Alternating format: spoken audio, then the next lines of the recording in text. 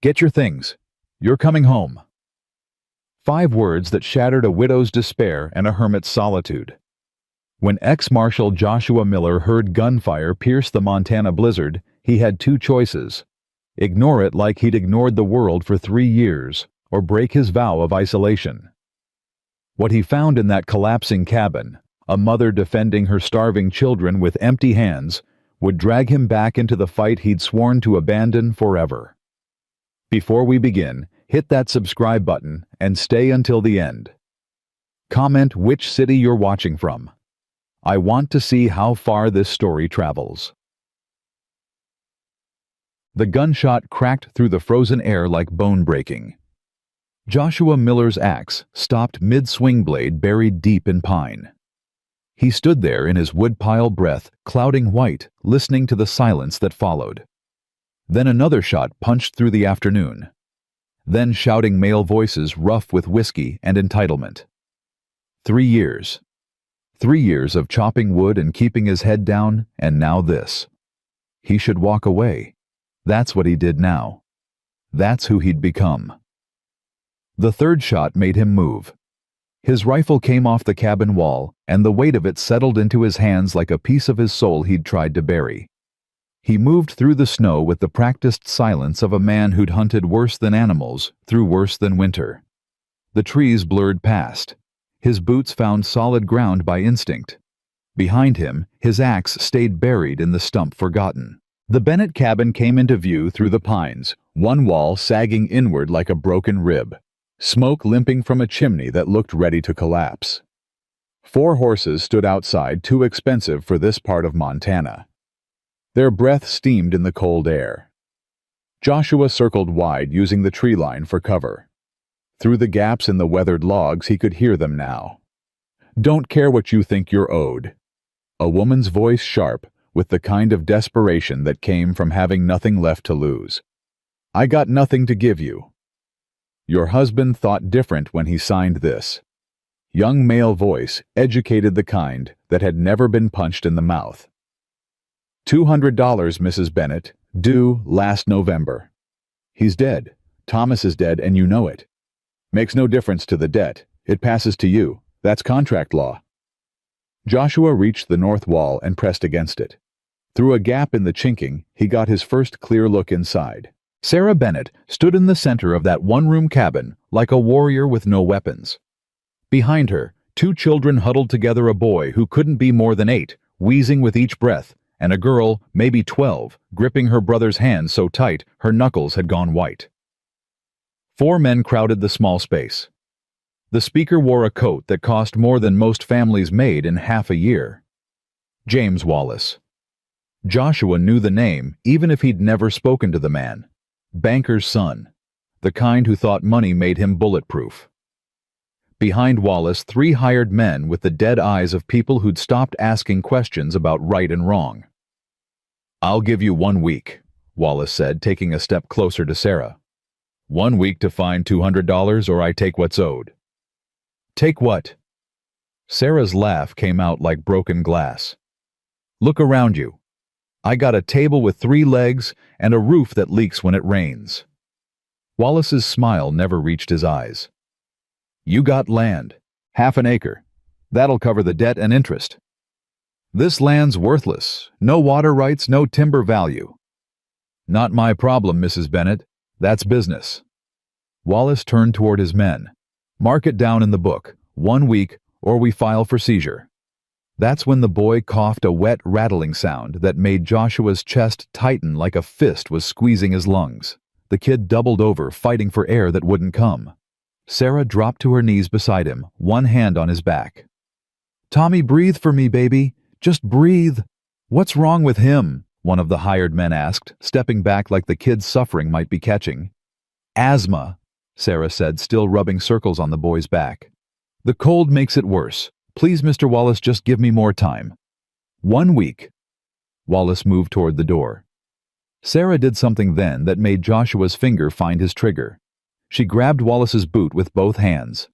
"Please." The word came out broken. "Please, he needs medicine. Doc Abernathy says there's a treatment from Denver that might help him breathe better, but it costs money I don't have. If you take this land, we got nowhere to go. Tommy won't survive another winter out here. Please." Wallace looked down at her like she was something he'd scraped off his shoe. Then he kicked free, not hard enough to hurt, but hard enough to make his point. Sarah sprawled backward on the dirt floor. The girl screamed. "Mama!" Joshua came through that door like Judgment Day arriving early.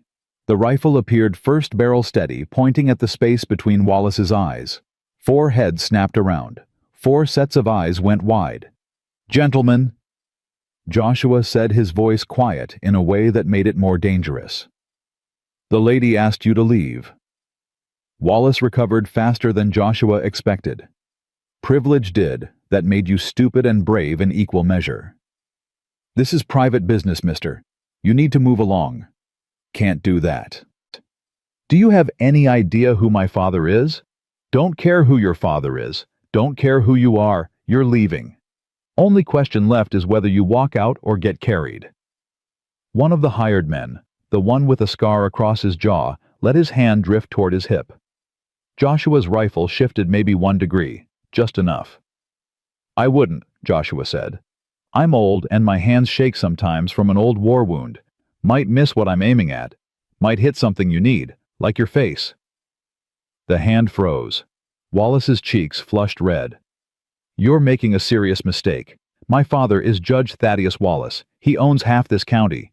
You put that rifle down right now, or what?" Joshua took 1 step forward. In the small cabin, it was enough to make Wallace take 1 step back. "You'll write my name in your little book. You'll have your daddy come talk to me. Go ahead. But right now, I'm the one with the rifle, and you're the one who just kicked a woman in front of her children. So I'm going to ask one more time, real polite. Leave." The silence stretched. Tommy wheezed.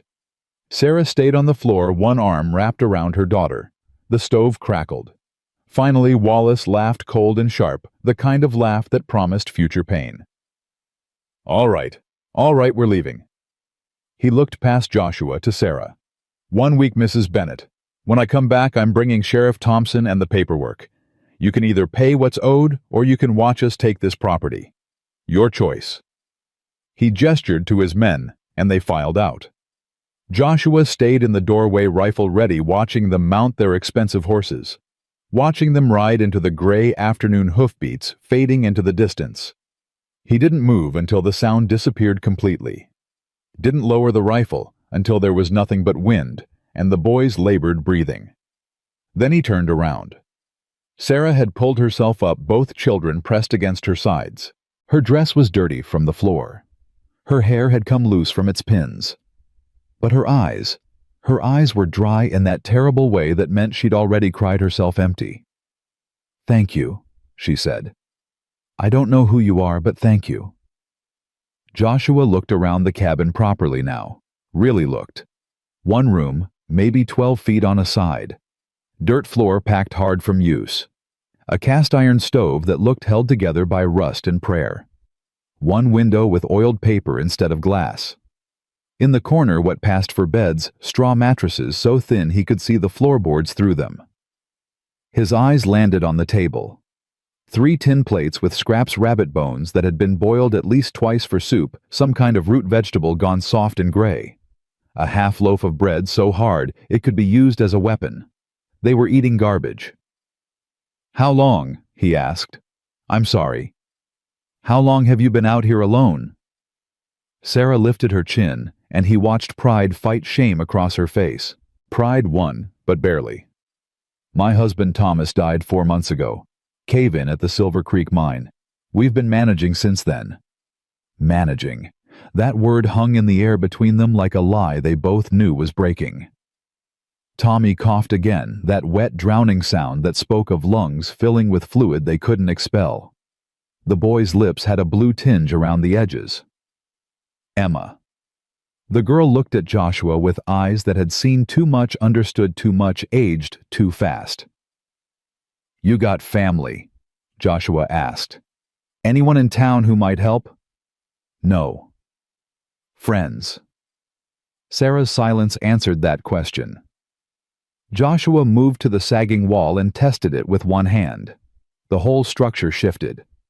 A few more weeks, maybe less, and this place would collapse inward like a house of cards. You got wood for that stove? Some. Enough for maybe another week if we're careful. Food? Enough. Don't lie to me, ma'am. Sarah's jaw tightened. Enough for the children. I make do. Joshua felt something crack inside his chest, something he'd thought he'd successfully frozen 3 years ago. He looked at the children again, at Tommy wheezing and blue-lipped, at Emma trying so hard to be brave, at Sarah standing there like a fortress built on sand. He thought about his own cabin, 5 miles north through the pines, warm, solid, empty except for ghosts that wouldn't leave and memories that wouldn't fade. He'd sworn 3 years ago that he'd never get involved again, never let anyone close enough to matter, close enough to lose. But Tommy wheezed again, and Joshua heard a different child's breathing. 3 years gone, but never really silent. Get your things, he heard himself say. Sarah blinked. What? Get your things. You're coming home. We can't just... Yes, you can. Joshua moved back to the wall, gave it another test. More creaking. This place won't last another week. Maybe not another strong wind. That boy needs warm and dry. Needs it tonight, not next week. I don't even know your name. Joshua Miller. I got a ranch 5 miles north of here. Solid cabin with a real roof. Warm stove that doesn't leak smoke. Room enough for a family. Why? Sarah's voice cracked on the word. Why would you help people you don't even know? Joshua looked at her for a long moment. He could have lied, could have said something about Christian duty or neighborly kindness, but her eyes demanded truth, and he found he didn't have the energy for anything else. Because I can, he said simply. And because 3 years ago, I wasn't there when people needed me. Can't fix that. But I can fix this. I can't pay you. Didn't ask you to. We're complete strangers. Won't be for long.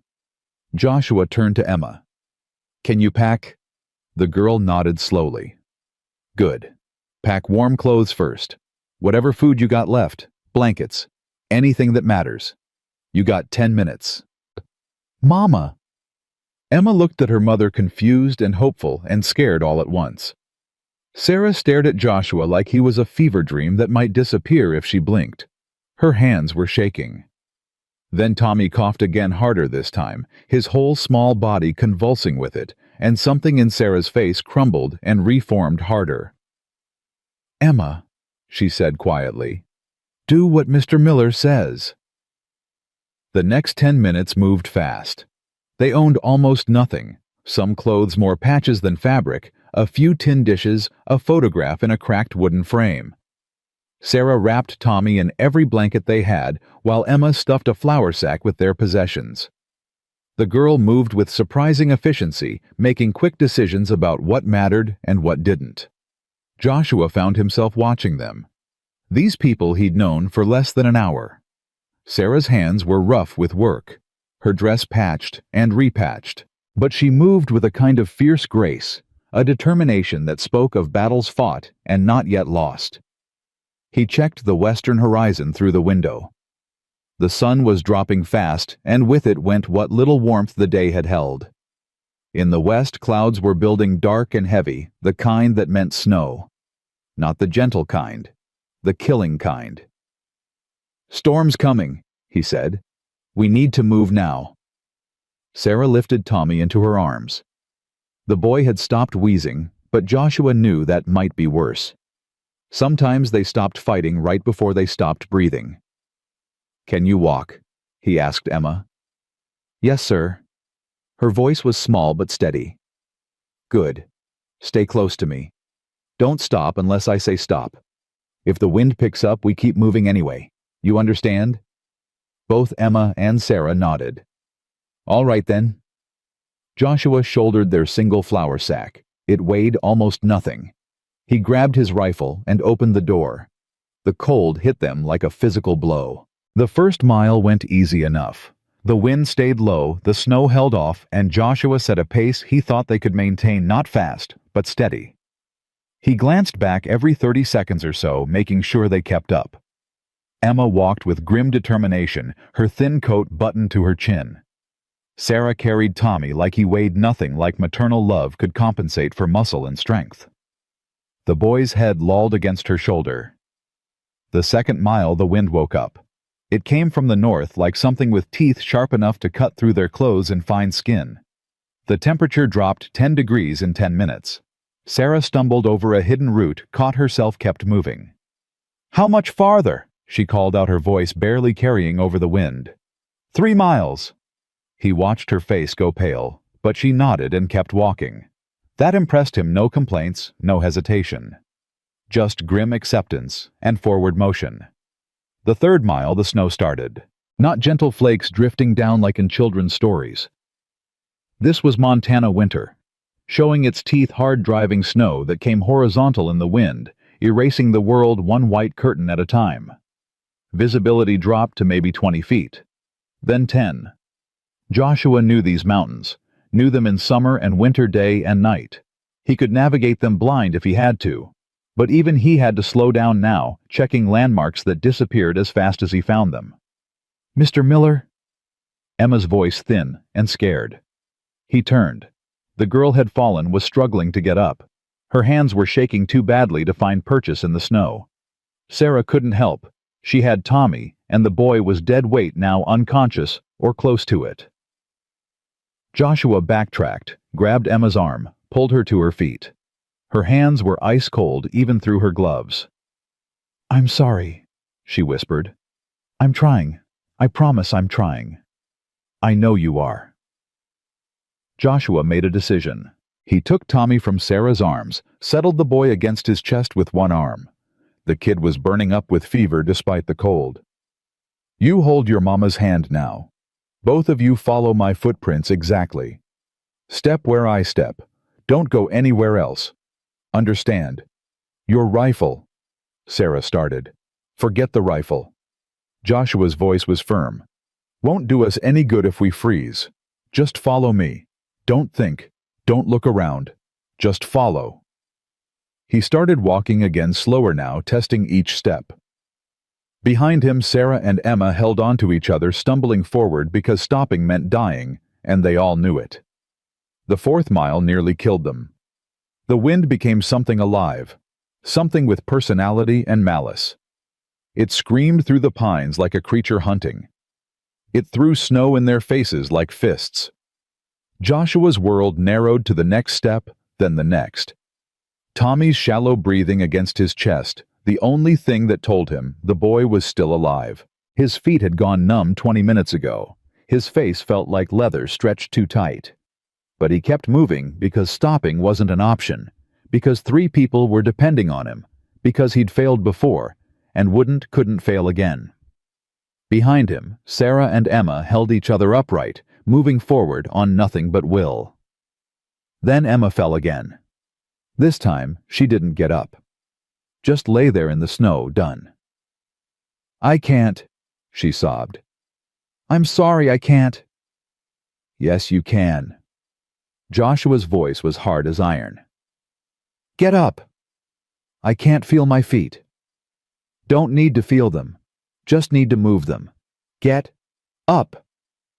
Something in his voice, maybe the command, maybe the absolute certainty, made Emma push herself up one more time.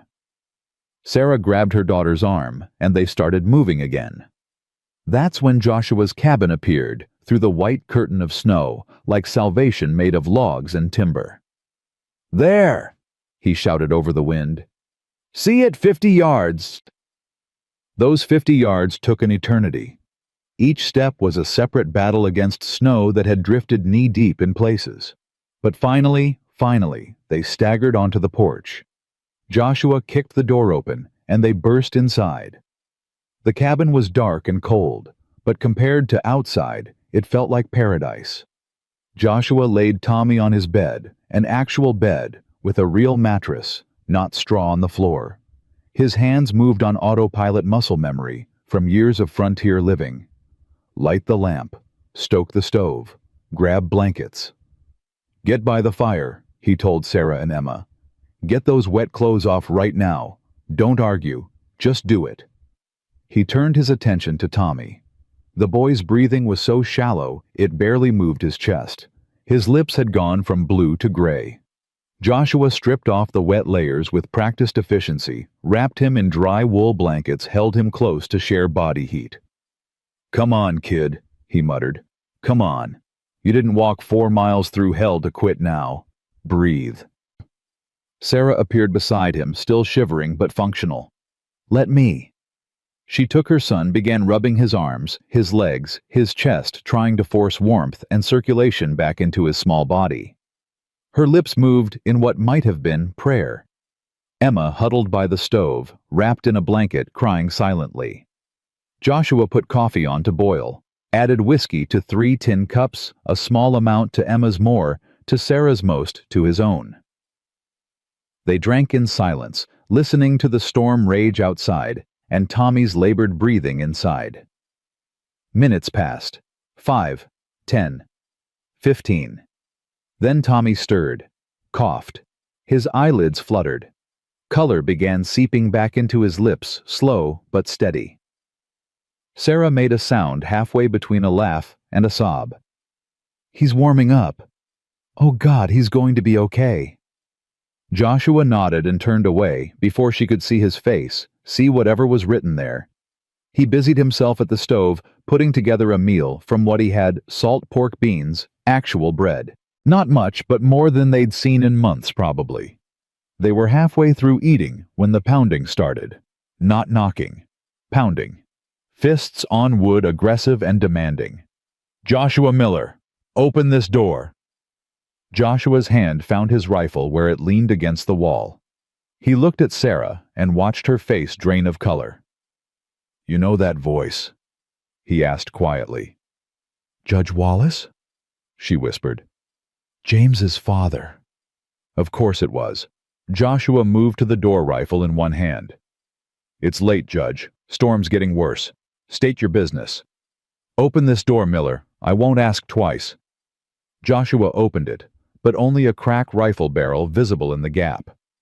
Outside stood Judge Thaddeus Wallace, 6 feet of iron-gray authority, wrapped in an expensive fur-lined coat that probably cost more than Joshua's entire cabin.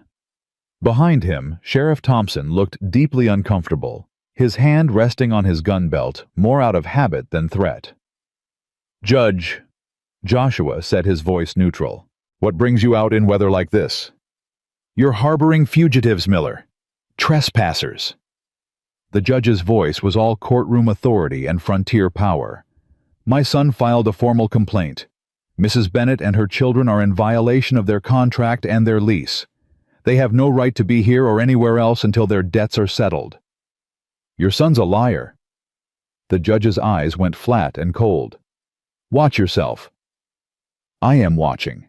Watching you ride up to my cabin in a blizzard to threaten a widow and 2 children. Makes a man wonder what you're really afraid of, Judge. Makes him wonder what's worth riding out in killing weather." "The law?" "The law says a man can offer shelter to people in need. The law says children don't freeze to death over their father's debts. You want to discuss law. Judge, I'm happy to do that, but not tonight. Tonight these people are my guests, and they're not going anywhere." Sheriff Thompson cleared his throat. "Maybe we should come back in the morning, Judge. This storm's getting worse, and—" "Morning will be fine," Joshua interrupted. "Bring your paperwork. Bring your lawyers. Hell, bring your son if you want. But tonight these people stay here in the warm where they belong."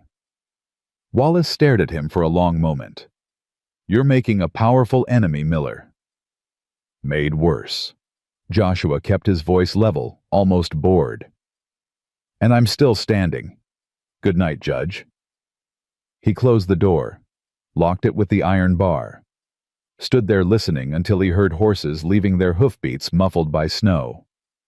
When he turned around, Sarah was standing in the middle of the room with Tommy in her arms, tears streaming down her face. "You shouldn't have done that," she said. "The Wallaces, they own half this county. The judge controls the courts. They'll destroy you for this. They'll take everything you have." Joshua shrugged. "Let them try." "Why?" Her voice broke. "Why would you risk everything for people you don't even know?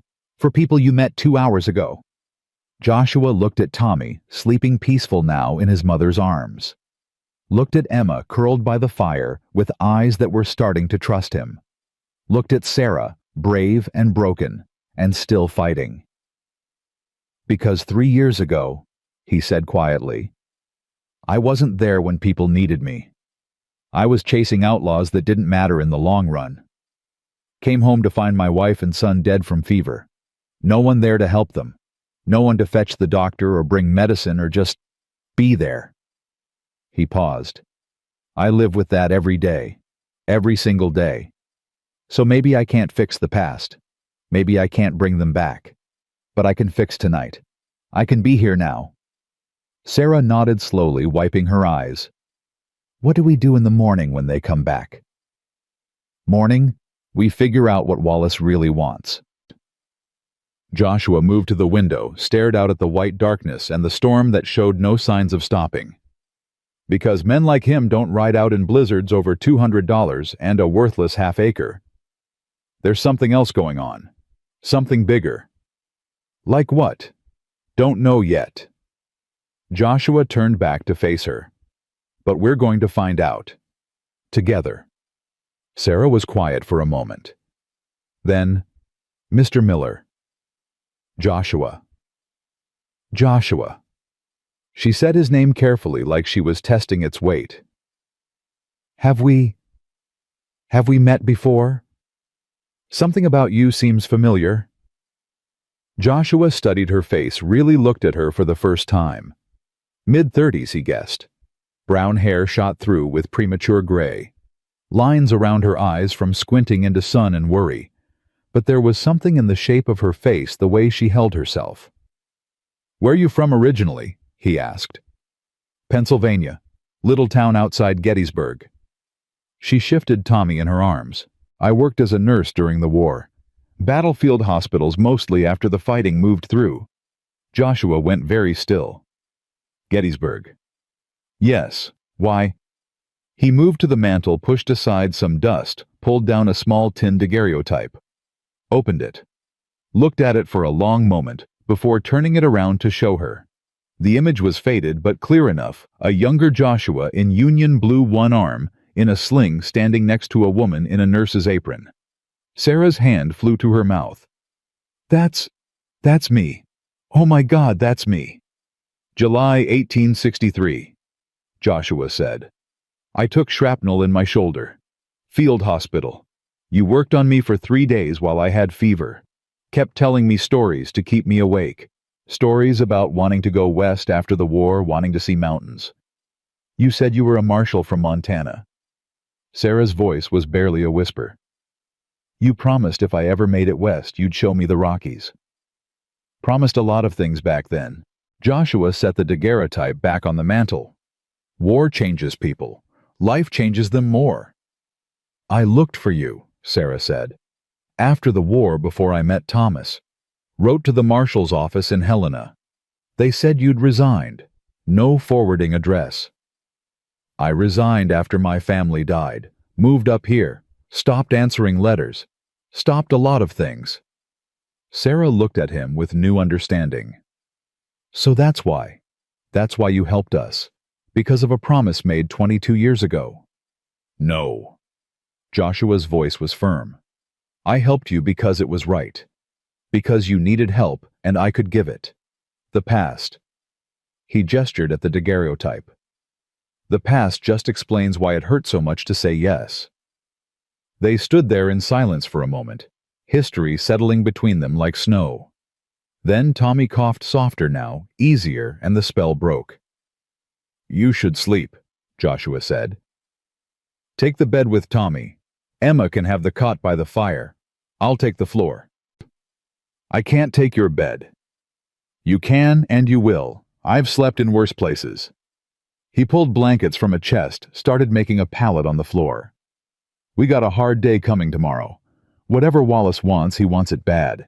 Bad enough to come out in a storm. That means we need to be ready. Sarah nodded slowly. She carried Tommy to the bed, tucked Emma onto the cot. Both children were already asleep, exhausted beyond measure. She stood there for a moment looking at Joshua in the lamplight. "Thank you," she said finally. "For everything. For saving us. For remembering." "Get some sleep, Sarah." She nodded and moved to the bed, lay down beside her son. Joshua stretched out on his floor pallet, staring at the ceiling. Outside, the storm howled. Inside, the fire crackled. And for the first time in 3 years, Joshua Miller's cabin held something other than ghosts and guilt. It held people worth protecting. People he'd already failed once 22 years ago by not answering that letter, by not being there when she came west. He wouldn't fail them again. Whatever Judge Wallace wanted, whatever game he was playing, Joshua would figure it out. And he'd stop it. Because that's what he did. That's what he'd always done before grief made him forget. He was a marshal. Maybe not officially anymore.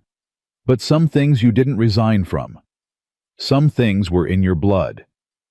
Outside, the storm screamed its rage at the mountains. Inside, Joshua Miller closed his eyes and for the first time in 3 years slept without nightmares. Tomorrow, the real fight would begin. But tonight, they were safe.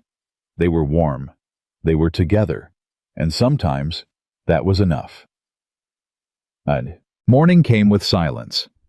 Joshua woke to that particular quality of quiet that meant fresh snow had fallen heavy overnight. He lay there on his floor pallet for a moment, listening to the soft breathing of 3 other people in his cabin, a sound he hadn't heard in 3 years. Sarah and Tommy in the bed, Emma on the cot, all still asleep. He rose carefully, added wood to the stove without making noise, put coffee on. His body ached in places he'd forgotten could ache. Carrying a sick child 4 miles through a blizzard would do that to a man, especially one who'd spent 3 years doing nothing more strenuous than chopping wood. The window showed him a world transformed. 2 feet of fresh snow, maybe more. The sky had cleared to that hard blue that promised bitter cold. His woodpile was buried. The path to the barn was gone. And coming up that vanished path, 3 horses moved through the deep snow. Judge Wallace, Sheriff Thompson, and a 3rd man. Joshua didn't recognize tall, thin, carrying a leather satchel.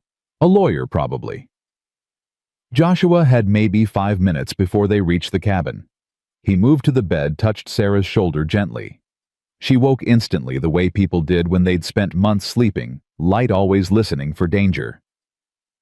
"They're here," he said quietly. Sarah sat up, careful not to wake Tommy. "Already?" "3 of them. The judge, the sheriff, and someone else. Probably a lawyer." "What do we do?" "We listen. We stay calm. And we figure out what they really want." Joshua handed her a cup of coffee. "Get dressed. Wake Emma. I'll handle the door." 5 minutes later, the pounding came. Joshua opened it before they could knock a second time.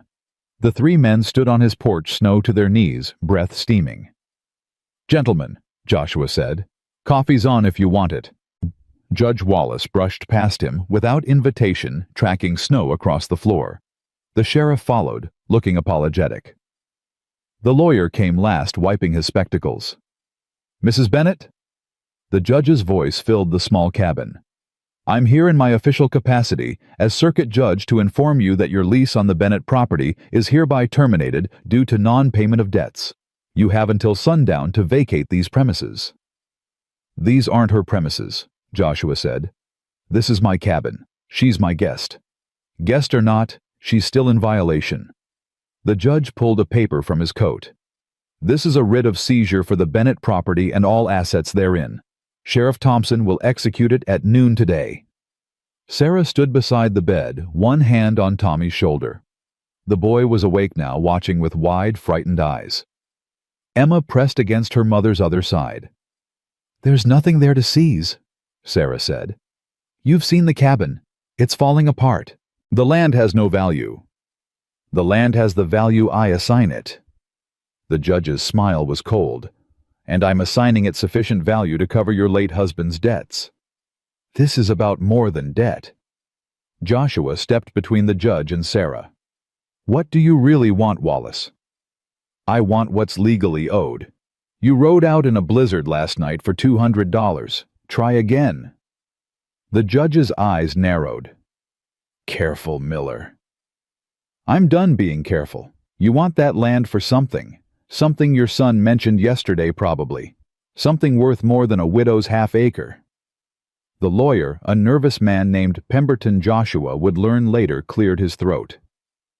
The Northern Pacific Railroad has expressed interest in a route through this valley. The Bennett property sits on the proposed right-of-way. Judge Wallace, in his capacity as County Land Commissioner, is authorized to acquire necessary properties for public infrastructure. There it was. Joshua felt something click into place. Public infrastructure, he repeated. That's a fancy way of saying you're stealing her land to sell to the railroad. It's not stealing when it's legal, the judge said. Legal doesn't mean right. Right doesn't pay debts. The judge turned back to Sarah. You have until sundown, Mrs. Bennett. If you're not off that property by then, I'll have you arrested for trespassing. She won't be there, Joshua said. She'll be here. That's her choice. But the land is forfeit either way. The judge moved toward the door, then paused. One more thing, Miller. You posted yourself as guarantor for these people last night. That means if they cause any trouble, you're liable. Keep that in mind. The three men left horses struggling back through the snow. Joshua closed the door and turned to find Sarah staring at him. The railroad, she said. Thomas knew. That's why. She stopped, her face going pale. That's why what Sarah moved to the flour sack they'd brought last night, dug through it, pulled out a small leather journal. Her hands shook as she opened it. Thomas kept notes, she said. The last few months before he died. He said men were coming around the mine asking questions about land, offering money for properties. He thought something was wrong with the offers. They were too low, too aggressive. She flipped pages. He wrote it all down. Names, dates, amounts offered. Joshua took the journal, scanned the pages. Thomas Bennett had been thorough. 3 months of notes about railroad agents making low-ball offers for land. About miners who refused to sell, suddenly facing accidents or having their claims disputed. About a surveyor who disappeared after questioning the proposed route. Did your husband tell anyone about this? Joshua asked. He tried. He went to the sheriff first, but Thompson said it was civil matter, not criminal. Then he tried Judge Wallace. Sarah's voice broke. 2 days later there was the cave-in. Thomas and 4 other men died. You think it wasn't an accident? I don't know what to think. Thomas was careful. He'd been mining for 15 years, and then suddenly... She wiped her eyes. Then suddenly I'm a widow with debts I didn't know existed, and men at my door demanding money I don't have. Joshua studied the journal. Something didn't fit. If the railroad wanted your land, why not just make you an offer? Why go through all this? Because there are 15 properties on that route, said a new voice from the doorway. They all turned. A man stood there, medium height, gray beard, holding a black medical bag. He'd come in so quietly none of them had heard. Doc Abernathy, Sarah said. How did you buy?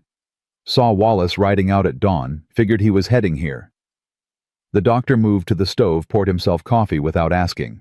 Mind if I check on the boy while we talk? Sarah nodded, and Doc Abernathy moved to Tommy, began a quick examination. The boy submitted quietly, used to doctors by now. You said 15 properties, Joshua prompted. That's right. The proposed railroad route cuts through 15 properties in this valley. Wallace and the railroad, they've got a deal. Wallace acquires the land cheap through foreclosure and legal manipulation, then sells it to the railroad at market rate. He keeps the difference. That's fraud, Joshua said. That's business. Doc Abernathy pressed his stethoscope to Tommy's chest. At least that's what they'll argue in court. And since Wallace controls the court, good luck proving otherwise. How do you know all this? Because I'm the one who stitched up the surveyor after Wallace's men beat him half to death and told him to leave town. Doc Abernathy straightened up. The boy's lungs sound better. Keep him warm and dry. That medicine from Denver, it costs $40. I can order it, but... Order it, Joshua said. I'll pay. Joshua, you can't. Sarah started. I can and I will. Order the medicine, Doc. Abernathy nodded slowly. All right. It'll take 2 weeks to arrive. Maybe 3 if the weather's bad. He closed his medical bag. You should know something else. Wallace isn't working alone. There's a railroad man in town, Marcus Brennan. He's the one pulling the strings. Wallace is just the local fixer. Where can I find Brennan? The hotel. But I'd be careful, Miller. Brennan travels with protection. Professional protection, if you understand my meaning. Joshua understood. He'd dealt with hired guns before. There's one more thing, Doc Abernathy said, moving toward the door. 3 other families on that railroad route. The Johnsons, the Krugers, and the Mendozas. All facing the same situation as Mrs. Bennett, sudden debts, foreclosure notices, pressure to leave. If you're thinking about fighting this, you won't be fighting alone. After the doctor left, silence filled the cabin. Tommy had fallen back asleep. Emma sat by the fire, pretending not to listen, but hearing everything. We should talk to them, Sarah said. The other families. If we stand together, they'll crush you together just as easily as separate. Joshua set the journal on the table. We need evidence, real evidence, something that proves Wallace and Brennan are working together illegally. Thomas's journal is a good start, but it's not enough. It's notes from a dead man with no witnesses. We need documents, contracts, letters, something that ties them together in writing. And how do we get that? Joshua looked out the window at the snow-covered mountains. I'm working on it. The next 3 days fell into a rhythm. Joshua rode into town each morning, leaving before Sarah woke, returning after dark. He didn't say where he went or what he did, and Sarah didn't ask. She spent the days making the cabin livable, cleaning, organizing, cooking real meals with the supplies Joshua had. Tommy grew stronger. Emma started to smile again. On the 4th morning, Joshua came back different. Sarah knew the moment he walked through the door. His face was harder, his eyes distant. He moved like a man preparing for violence. What happened? She asked. Joshua poured coffee, drank it standing. I've been watching the hotel. Brennan and Wallace meet every night. Last night I followed Brennan after. He went to a house on the edge of town. Turns out it's owned by Sheriff Thompson. The sheriff's in on it? Looks that way. Joshua set his cup down. But that's not the interesting part. After Brennan left Thompson's house, he went somewhere else. An old warehouse by the rail yard. He was there for maybe 10 minutes. When he came out, he was carrying a satchel he didn't have going in. Documents. Maybe just money. But whatever's in that warehouse, Brennan thought it was worth visiting at midnight in the freezing cold. Sarah understood where this was going. You want to break in. I want to look around. That's called breaking in, Joshua. Only if I get caught. Joshua finally sat down, and Sarah saw how tired he was. 3 days of surveillance had worn him down. Sarah, if there's evidence in that warehouse, contracts, ledgers, anything that proves they're working together, we might have a chance. Without it, Wallace will take your land and every other property on that route, and there's nothing anyone can do about it. And if you get caught, then I go to jail and you're on your own. Sarah looked at her children. Tommy sleeping peacefully. Emma reading a book Joshua had given her. For the first time in months, they looked safe. Fed. Warm. Happy. When? She asked. Tonight. Moon's dark, and there's another storm coming in. Good cover. I'm coming with you. No. Joshua. No. His voice was firm. Someone needs to stay with the children. And if something goes wrong, someone needs to know where I went and why. That's you. Sarah wanted to argue, but she knew he was right. Promise me you'll be careful. I'm always careful. You're always reckless. There's a difference. Joshua almost smiled. Fair point. That night, after the children were asleep, Joshua prepared. He changed into dark clothes, checked his rifle, his pistol, filled a small pack with tools. He might need a pry bar, a lantern, matches. Sarah watched him work with growing dread. "You know this is insane." "I've done worse." "That's not reassuring." Joshua straightened up, met her eyes. "If I'm not back by dawn, you take the children and ride to Doc Abernathy's house. He'll help you get to Helena. There's a federal marshal there, John Hammond. Good man. Tell him everything. Give him Thomas's journal. He'll know what to do." "Joshua, promise me, Sarah." She nodded, throat tight. "I promise." Joshua moved to the door, then stopped. "That night at Gettysburg, when I was burning up with fever and out of my head, you sang to me. Do you remember? I sang to all the soldiers. It helped calm them. You sang Amazing Grace. I remember thinking, if there was grace in the world, it sounded like your voice." Joshua pulled his coat on. "Thought you should know that."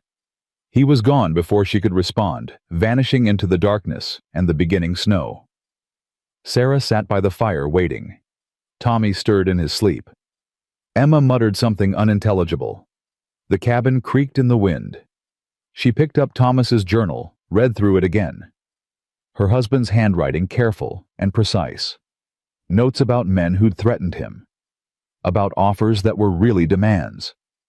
About a system that crushed anyone who stood in its way. But Thomas had stood anyway. Had documented everything. Had tried to fight back, and it had killed him. Sarah closed the journal and stared into the fire. Joshua was out there now, risking his life for people he barely knew. For a promise made 22 years ago to a nurse he'd met once. Or maybe for something else. Maybe for the wife and son he couldn't save. Maybe for a chance at redemption he didn't think he deserved. The hours crawled past. Midnight. 1 in the morning. 2. At 3, she heard footsteps on the porch. Sarah grabbed Joshua's spare rifle, moved to the door. "Who's there?" "It's me." She threw the door open. Joshua stumbled inside, and Sarah's heart stopped. Blood ran down his face from a gash above his eye. His coat was torn. He carried a leather satchel clutched against his chest like it was made of gold. "Oh my God." "I'm fine." Joshua set the satchel on the table, swayed slightly. "Got what we need." "You're bleeding." "Just a cut. I've had worse." But he let her guide him to a chair, let her fetch water and cloth to clean the wound. "What happened?" Sarah asked, dabbing at the blood. "Warehouse wasn't empty. Brennan had a man watching it. We had a disagreement about whether I should be there." "Where's the man now?" "Sleeping. He'll wake up with a headache, but he'll live." Joshua winced as Sarah pressed the cloth against his cut. "I found this in a back office. Took everything that looked important." Sarah opened the satchel. Inside were ledgers, contracts, maps. She pulled out a contract and began reading. Her eyes went wide. This is the agreement between Wallace and the railroad. It lists all 15 properties. The amounts Wallace is paying versus the amounts he's selling for." She flipped pages. "Joshua, the difference is over $50,000. He's stealing $50,000 from these families." "Keep reading." Sarah found another document, a letter from Brennan to Wallace. She read it twice to make sure she wasn't misunderstanding. "They planned the mine collapse," she whispered. "They hired someone to—" Her voice broke. "Thomas. They killed Thomas. They killed him because he was asking questions." Joshua's hand found hers. "We'll make them pay for it. I promise you that." Sarah wiped her eyes, forced herself to keep reading. There were more documents, payoffs to Sheriff Thompson, threats sent to families who refused to sell even a contract with hired enforcers to handle problems. "This is everything," she said. "This proves all of it." "That's what I figured." Joshua stood up, testing his balance. The cut had stopped bleeding. "Come morning we ride to Helena. Federal Marshal needs to see this." "That's 2 days' ride, maybe 3 with the children." "I know. We leave at first light. Pack what you need." Sarah looked at her children still sleeping peacefully. "They'll come after us. Wallace and Brennan. They'll know you took this. They'll try." "Joshua, I won't let them hurt you. Any of you." Joshua's voice was iron. "I failed people before. I won't fail you. I can't." Sarah held his gaze for a long moment. Then she nodded and began packing. They left as the sun rose 4 people on 3 horses, Joshua on his gelding with Tommy in front of him. Sarah and Emma together on one of the horses Joshua kept for emergencies. The satchel was strapped to Joshua's saddle, never more than arm's reach away. The first day went smooth. They stayed off main trails, moved through back country Joshua knew by heart. Made camp that night in a cave he'd used before out of the wind. Tommy's breathing stayed steady. Emma told stories to keep her brother distracted. The second day, Joshua started watching their back trail more carefully. "What is it?" Sarah asked during a rest stop. "Probably nothing." But his hand stayed near his rifle. An hour later, they heard horses behind them. Joshua didn't hesitate. "Into the trees. Now!" They pushed their horses into a thick stand of pines, dismounted, kept the animals quiet. Joshua moved to the edge of the trees, rifle ready. 5 riders came into view. James Wallace led them, and Sarah recognized 2 of the others, the men who'd been at her cabin that first day. The other 2 looked harder, meaner. Professional trouble. "Fan out," James ordered. "They came through here. Find their tracks." The riders spread out searching. One came within 20 feet of their hiding spot. Joshua's finger found his trigger, but the man turned away, kept searching. After 15 minutes, that felt like 15 hours, James called them back.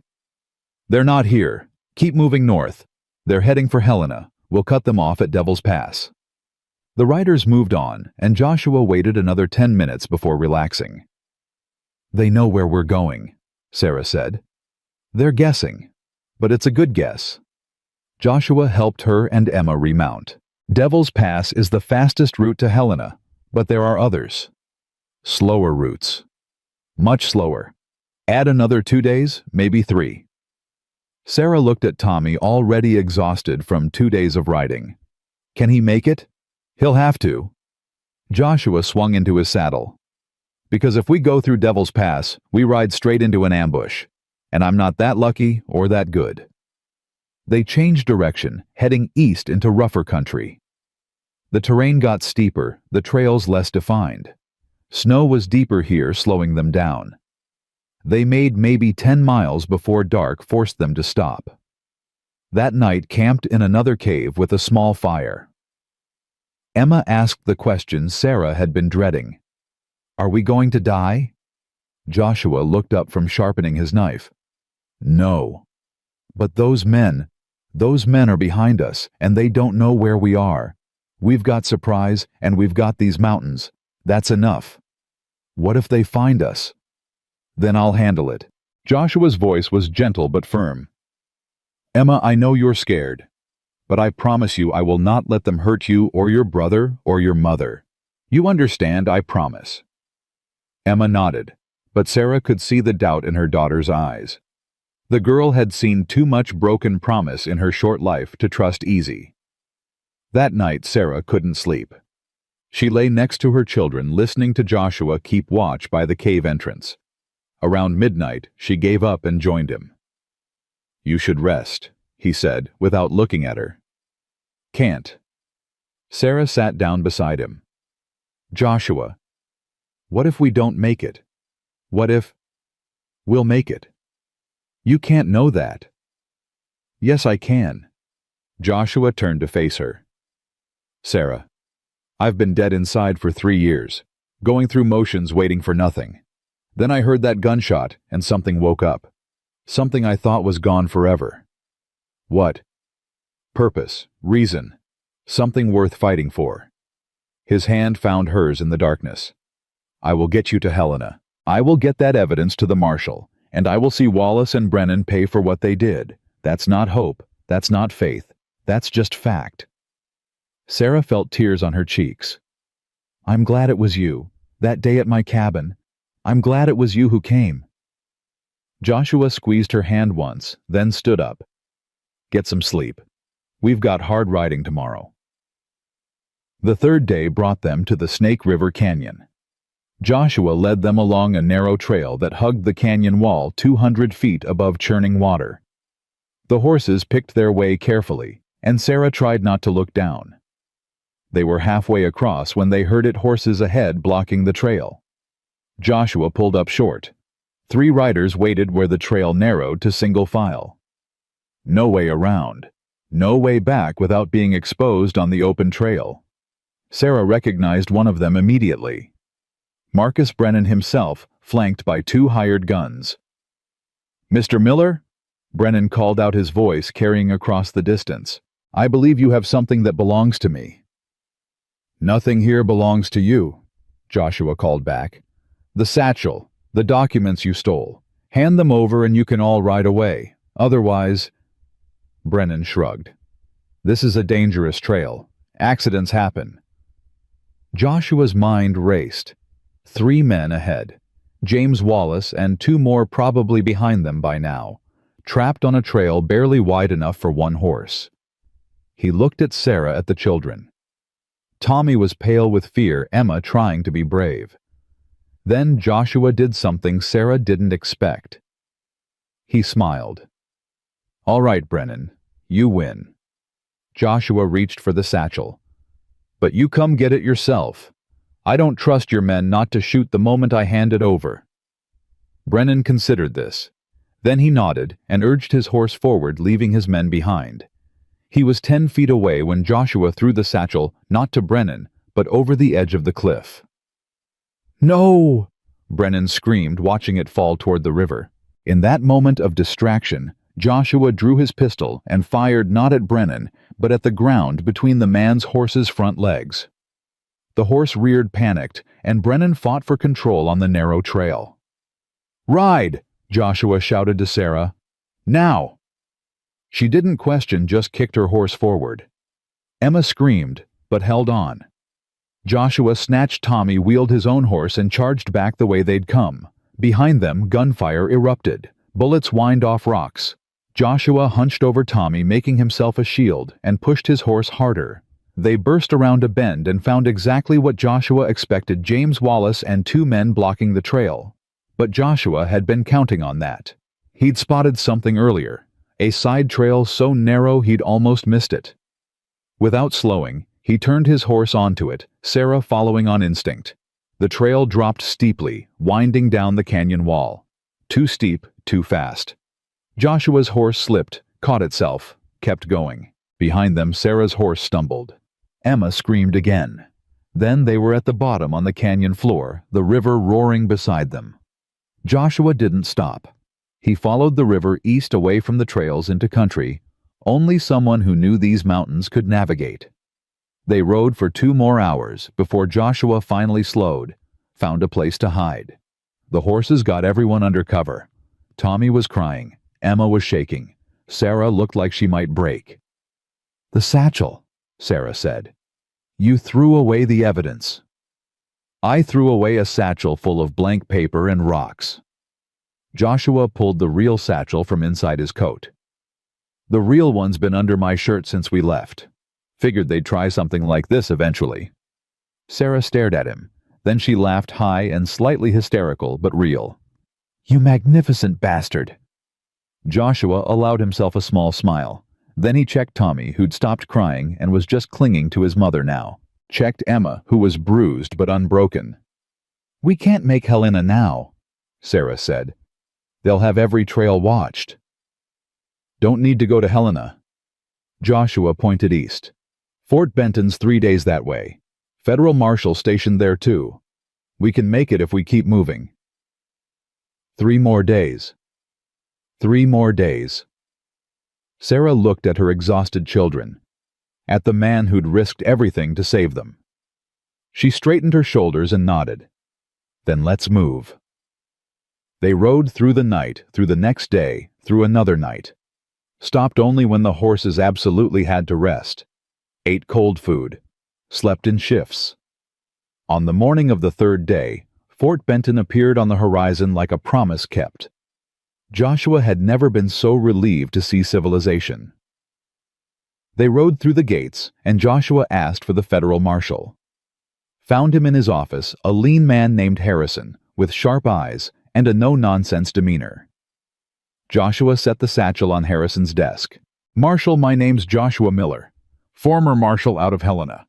I've got evidence of fraud, murder, and conspiracy involving a circuit judge and the Northern Pacific Railroad. And I've got 5 hired guns probably a day behind me who'll kill to get this back." Harrison opened the satchel, started reading. His face went hard. This is big," he said finally. "Judge Wallace, are you certain? Read the documents. It's all there." Harrison kept reading, and with each page his expression grew darker.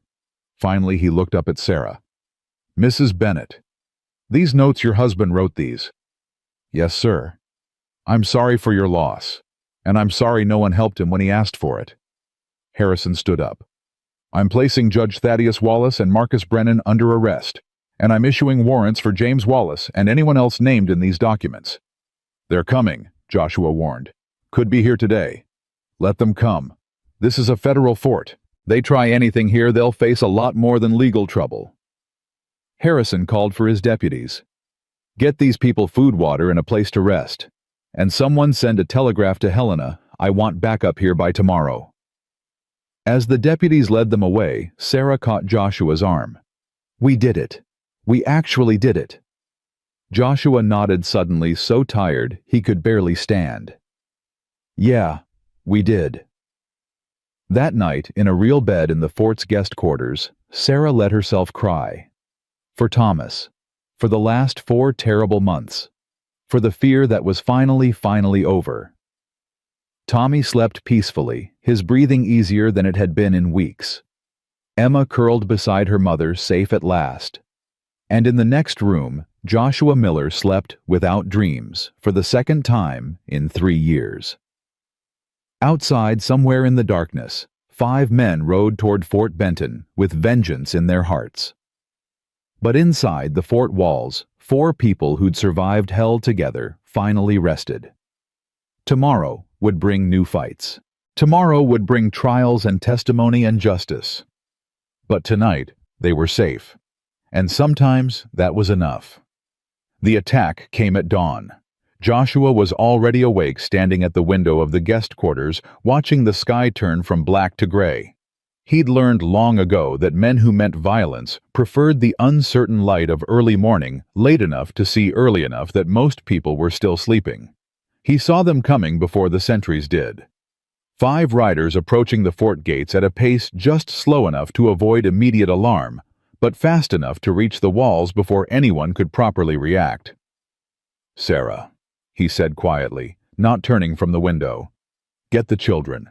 Get them to Marshal Harrison's office. Lock the door. Don't open it for anyone but me or Harrison." She was up instantly, no questions moving, with the efficiency of someone who'd learned that hesitation could kill.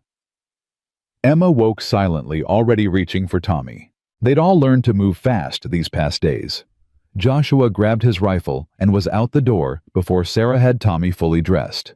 He took the stairs 3 at a time, burst into the courtyard just as the riders reached the gates.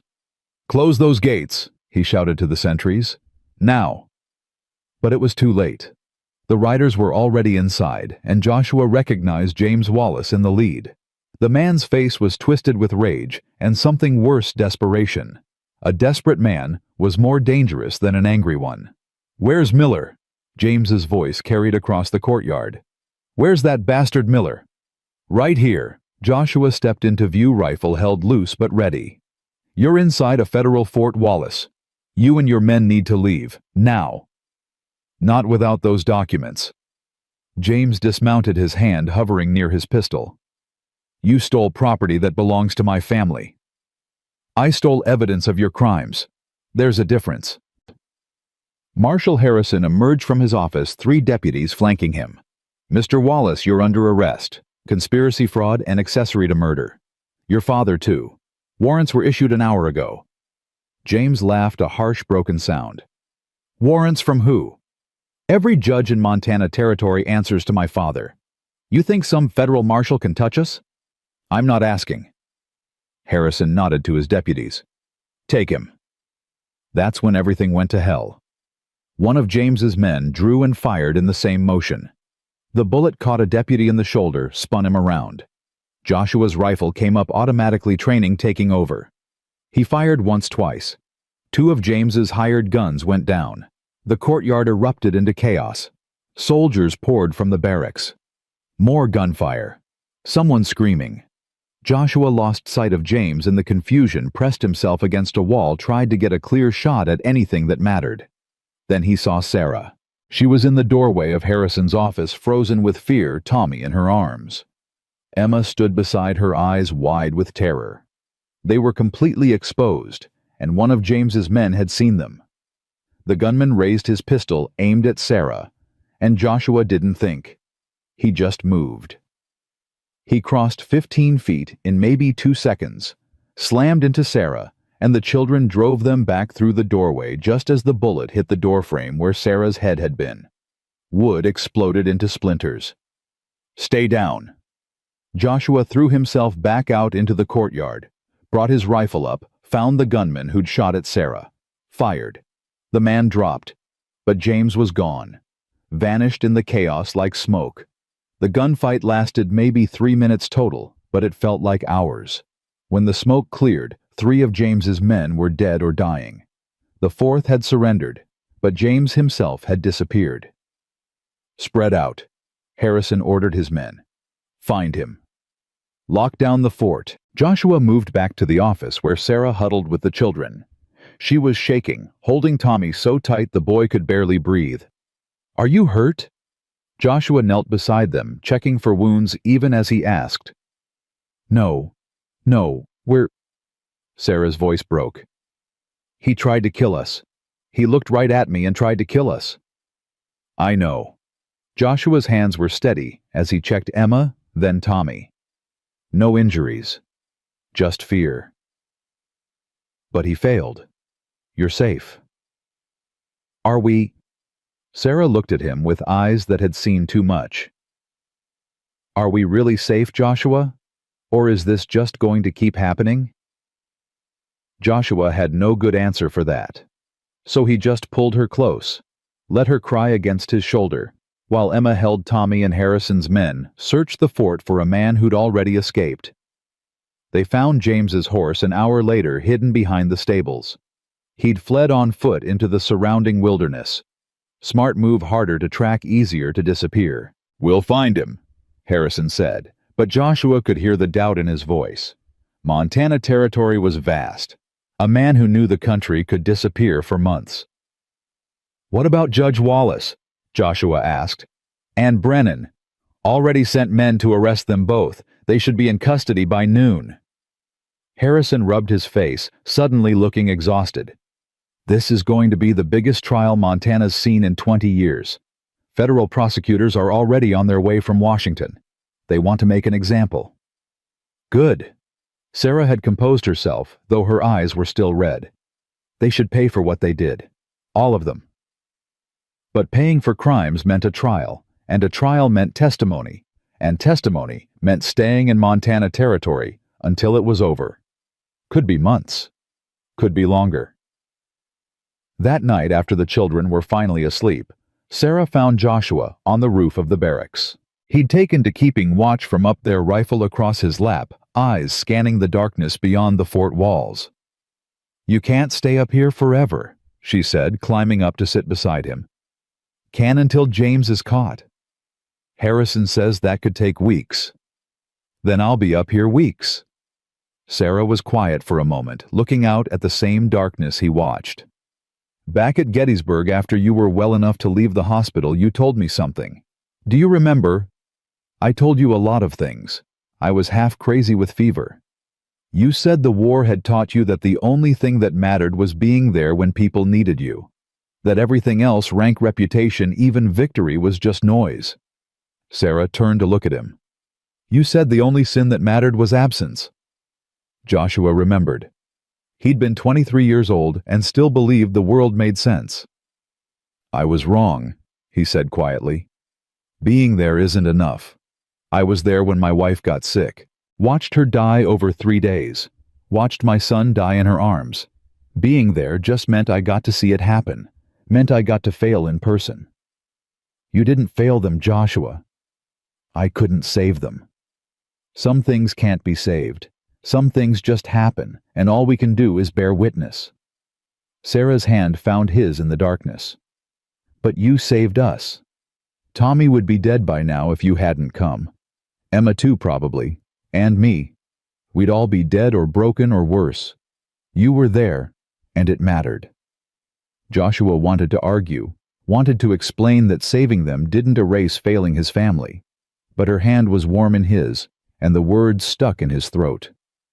The trial starts in 2 weeks, Sarah said. Harrison says we'll have to testify, all of us. I know. They'll try to destroy us on the stand, make us look like liars or opportunists or worse. I know that too. And James is still out there somewhere waiting for his chance. Sarah, what's your point? She turned to face him fully. My point is that I'm scared, terrified actually, but I'm also angry. Angry at what they did to Thomas, to those other families, to us. And I want them to pay. I want to stand up in that courtroom and tell everyone what they did. I want justice. Justice doesn't always win. But it should.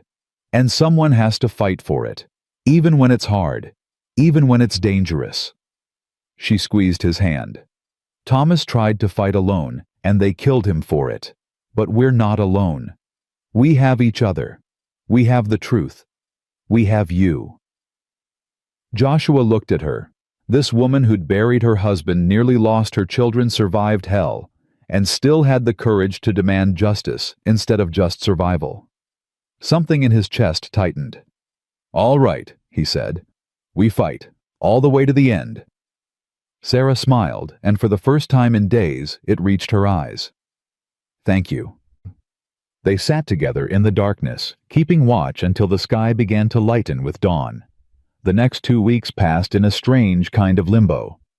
Federal prosecutors arrived with boxes of documents and endless questions.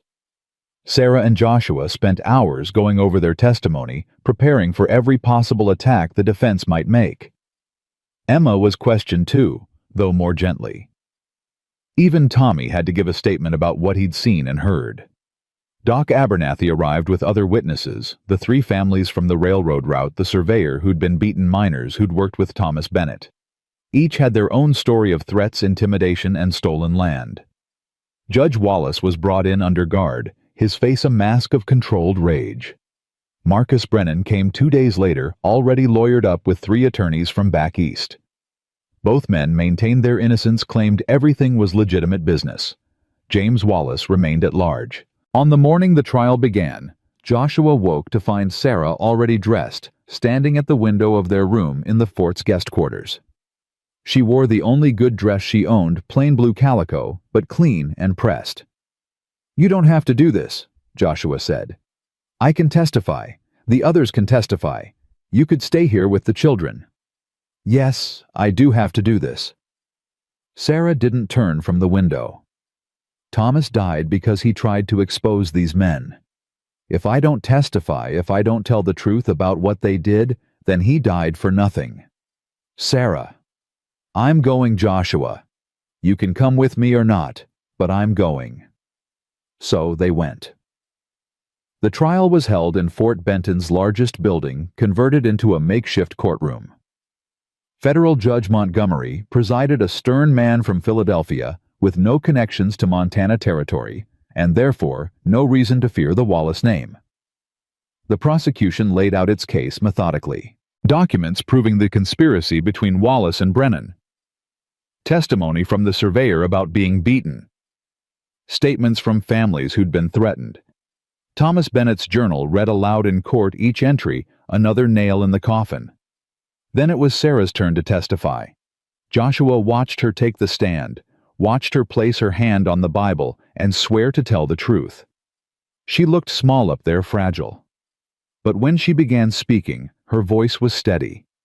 She told them about Thomas's death, about the sudden deaths and the men who came threatening, about feeding her children scraps because she had nothing else, about the day James Wallace kicked her and Joshua Miller appeared like an answer to a prayer she hadn't had the strength to make. The defense attorney, a slick Easterner named Carlyle, tried to shake her. Mrs. Bennet, isn't it true that your husband was a heavy drinker? No. Isn't it true he gambled? No. Then how do you explain the debts?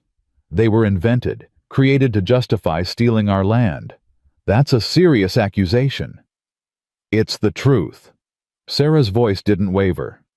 My husband kept meticulous records. He was careful with money.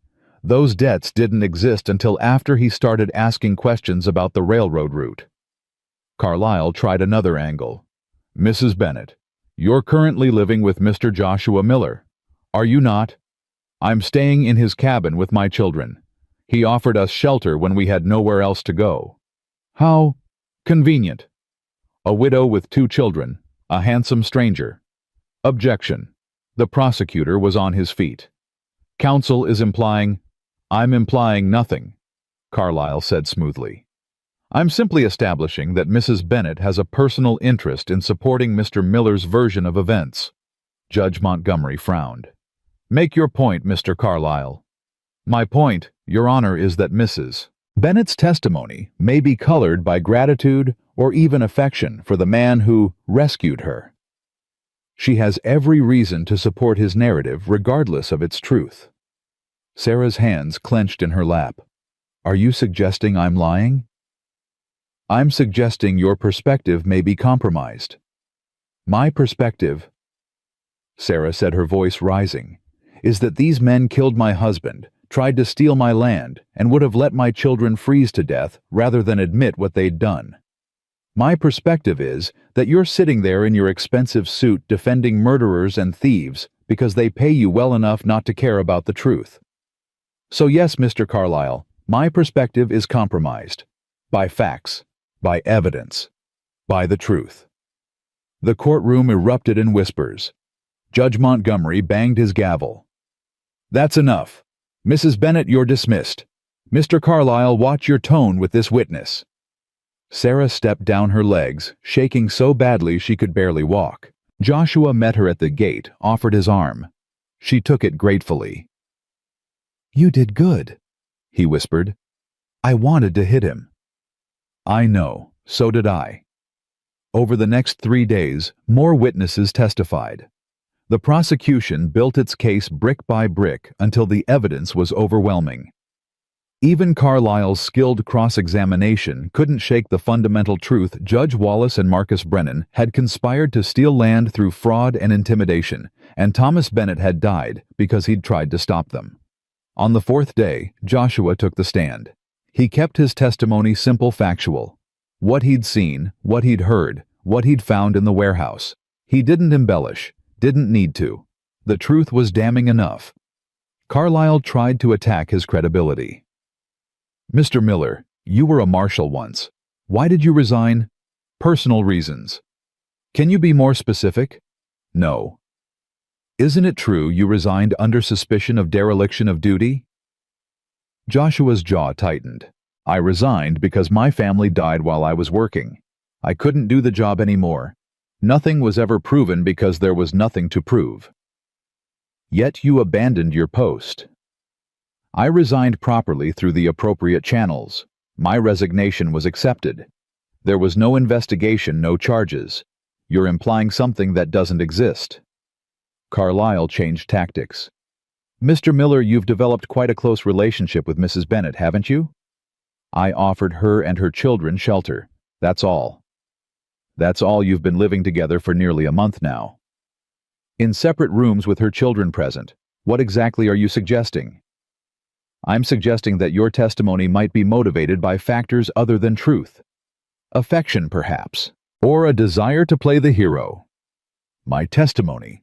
Joshua cut him off, his voice cold as winter steel, is motivated by the fact that I watched these men try to murder a woman and her children over $200 and a worthless piece of land. I'm motivated by evidence that proves they killed her husband for asking questions. I'm motivated by the truth, Mr. Carlyle. Something you might want to try sometime. Judge Montgomery banged his gavel. Mr. Miller, confine yourself to answering the questions. Yes, Your Honor. But the damage was done. The jury had seen Joshua's anger, his passion, and they'd seen that it came from conviction, not calculation. On the fifth day, Emma Bennett testified. She was so small in the witness chair, her feet barely touching the floor. But when the prosecutor asked her what she remembered, she spoke clearly. They came to our cabin, Mr. James Wallace and his men. They said we owed money. Mama said we didn't have any money. Mr. Wallace kicked her. She fell down. I thought he was going to hurt her more. Emma's voice wavered, but didn't break. Then Mr. Miller came. He had a rifle. He told them to leave. They left. Carlyle didn't cross-examine. Even he wasn't willing to attack a 12-year-old girl in open court. The defense's case was weak. They called character witnesses for Judge Wallace, local businessmen, attorneys, politicians. All testified to his integrity, his service to the community. But none could explain away the documents, the ledgers, the evidence of conspiracy. Brennan didn't testify. His lawyers advised against it. Judge Wallace did testify, claiming everything was legitimate business. The debts were real, the land acquisitions legal. He denied knowing about any violence or intimidation. I'm a circuit judge, he said from the stand, his voice full of wounded dignity. I've served Montana Territory for 20 years. The idea that I would engage in fraud or conspiracy is preposterous. But the prosecutor destroyed him on cross-examination, going through the documents line by line, showing payments from Brennan, showing the discrepancy between what he paid families and what he charged the railroad, showing letters that proved he knew exactly what was happening. By the end of his testimony, Judge Wallace looked like what he was, a corrupt official caught red-handed. The trial lasted 2 weeks. The jury deliberated for 6 hours. Guilty on all counts. Judge Thaddeus Wallace and Marcus Brennan were convicted of conspiracy fraud and accessory to murder. They would face federal prison probably for the rest of their lives. When the verdict was read, Sarah broke down crying. Joshua held her while she sobbed. And for the first time since Thomas died, she let herself feel the full weight of her grief and rage and relief. Outside the courthouse, a crowd had gathered. The other families from the railroad route, townspeople who'd watched the Wallace family abuse their power for years, reporters from Denver and San Francisco who'd come to cover the trial. Doc Abernathy pushed through the crowd to shake Joshua's hand. You did it, Miller. You actually did it. We did it, Joshua corrected. All of us. Marshal Harrison appeared with news. The railroad's withdrawing from the route. Too much bad publicity. They're going to build further south instead. And the territorial governor has invalidated all of Wallace's land seizures. The families can go home. The properties are theirs again. Sarah looked up at Joshua, tears still streaming. We can go home. But before anyone could respond, a shot rang out. Joshua felt the bullet before he heard it, a white-hot burn across his ribs. He staggered, caught himself against a post. Around him, people screamed and scattered. Shoot her! Someone yelled. On the roof. Marshal Harrison was already moving, drawing his pistol, shouting orders. Joshua looked up and saw James Wallace silhouetted against the sky, rifle in hand, chambering another round. Time seemed to slow. Joshua saw James aim again, not at him this time, but at Sarah. Saw the man's finger tighten on the trigger. Saw certain death a split second away. Joshua moved without thinking. He threw himself in front of Sarah, drove her to the ground as the second shot rang out. Felt the impact in his left shoulder, felt his arm go numb. Then Harrison's men were firing back, and James Wallace fell from the roof like a puppet with cut strings. Joshua lay on the ground, blood spreading across his shirt. Sarah screaming his name. The world was spinning, going gray at the edges. He tried to tell her he was fine, tried to say it was just a scratch, but the words wouldn't come. Doc Abernathy's face appeared above him. Someone get me inside. I need a clean room and my bag. Move. They carried Joshua into the nearest building, the general store, and cleared a table. Doc Abernathy cut away his shirt, assessed the damage. Through and through on the ribs, just a graze. The shoulders worse, bullets still in there. I need to operate. Sarah, I need you to hold him down. I'm fine, Joshua managed to say. You're not fine. You've been shot twice. Be quiet and let me work. The next hour was pain and chaos. Doc dug the bullet out while Joshua bit down on leather and tried not to scream. Sarah held his hand so tight he thought his fingers might break. Emma stood in the corner, white-faced and silent. Tommy had been taken outside, spared from seeing this. Finally, Doc straightened up. Got it. He'll live, but he needs rest. No riding, no fighting, no heroics for at least a month. Understand, Miller? Joshua nodded weakly. I mean it. You tear these stitches, you'll bleed out before anyone can help you. I understand. Doc Abernathy cleaned up, packed his bag. James Wallace is dead. Broke his neck in the fall. It's over, Joshua. It's finally over. But Joshua barely heard him. He was looking at Sarah, at the tears streaming down her face, at the way she held his hand like letting go might kill him. You jumped in front of me, she said. You could have died. Couldn't let him shoot you. You idiot, you absolute idiot. She was crying and laughing at the same time. You could have died. But I didn't. Joshua managed a weak smile. Told you I wouldn't fail you. Sarah leaned down and kissed his forehead. You never did. Not once. They kept Joshua in Fort Benton for 3 weeks while he healed. Sarah stayed with him, sleeping in a chair beside his bed, changing his bandages, forcing him to eat, even when he wasn't hungry. Emma read to him books she found in the fort's small library. Tommy drew pictures of horses and mountains, and gave them to Joshua like treasures. Slowly the pain faded. The wounds began to heal. Joshua's strength returned. On a clear morning in late spring, Doc Abernathy finally pronounced him fit to travel. You'll have scars, Doc said, examining the shoulder wound one last time. And that shoulder might ache when it rains. But you'll live. Good enough. They packed what little they had.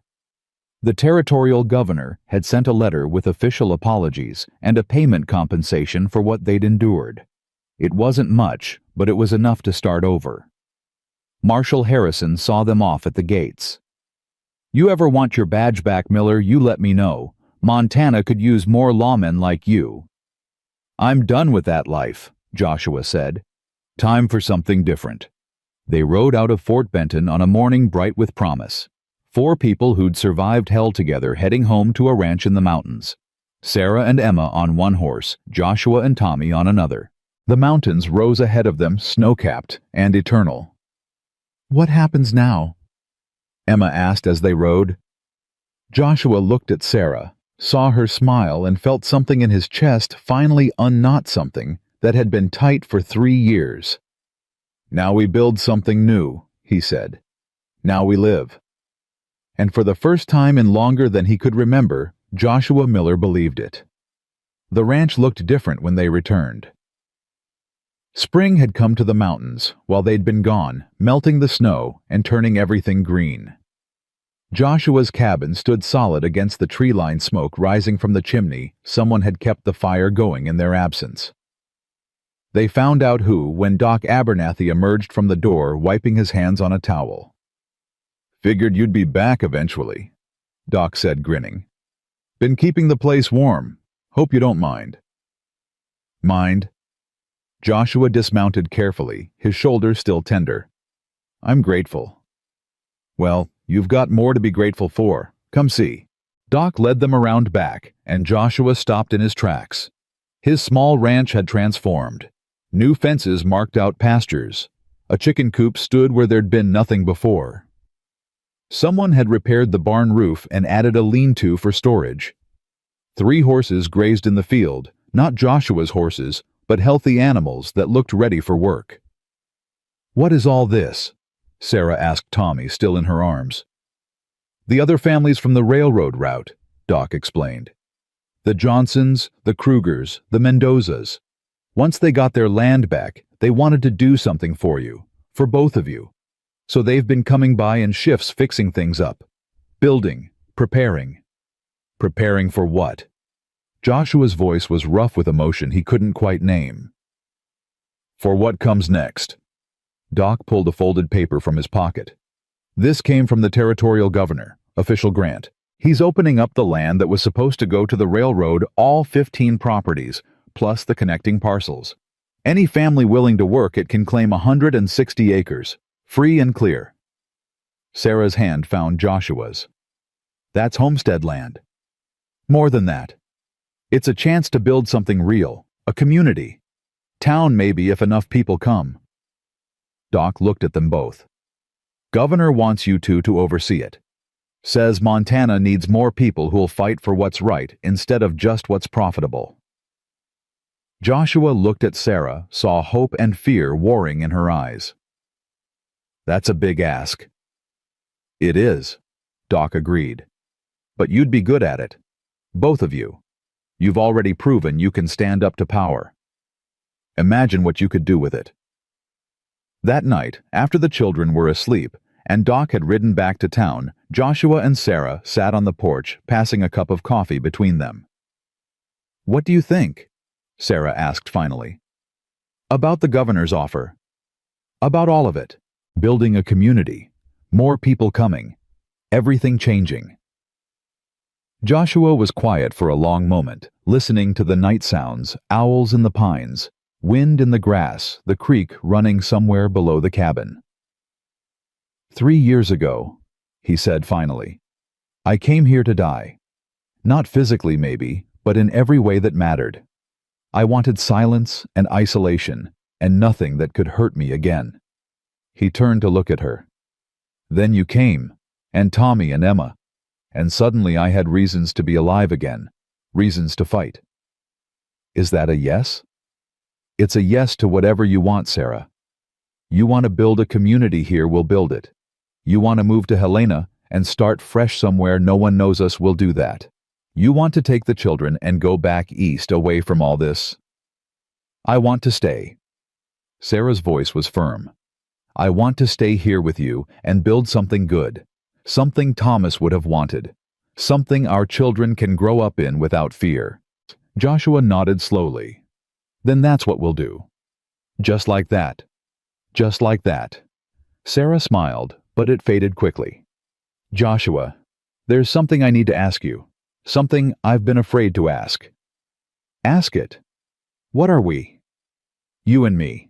Because we're living together, raising children together, building a future together. But I don't know what to call us. I don't know what this is. Joshua set the coffee cup down and took both her hands in his. Sarah, I loved my wife. Loved her with everything I had. When she died, I thought that part of me died too. Thought I'd never feel that way again, never want to. I understand. Let me finish. His grip tightened gently. Then I met you. Or re-met you, I guess. And at first it was just about doing the right thing, helping someone who needed help.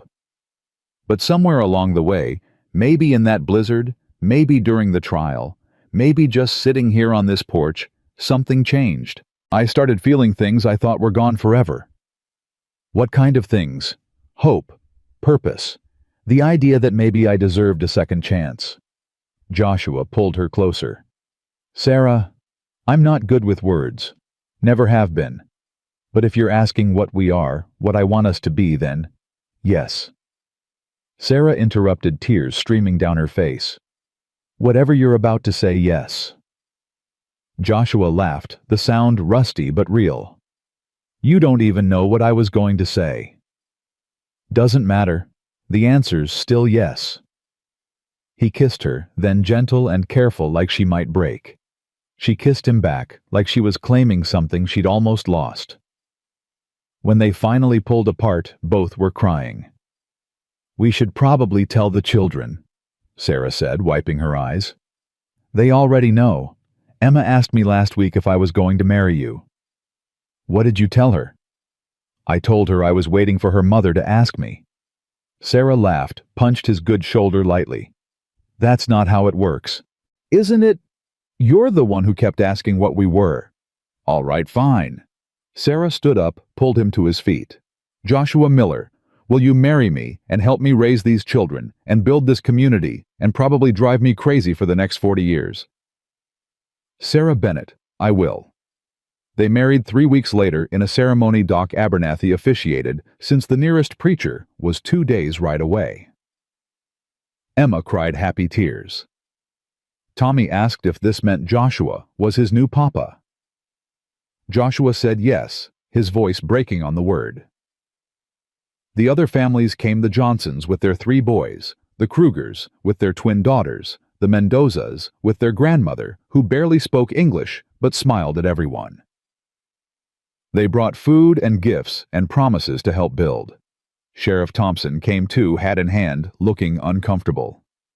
"I know I don't deserve to be here," he said to Joshua. "I should have helped Mrs. Bennett when she first came to me. Should have investigated Wallace instead of looking the other way. But I want you to know I'm trying to do better. Be better." Joshua studied the man for a long moment. "You testify at the trial. That took courage." "Took me too long to find it." "Maybe, but you found it eventually. That counts for something." Joshua held out his hand. "We're building something new here. Could use a lawman who's learned from his mistakes." Thompson shook his hand, relief clear on his face.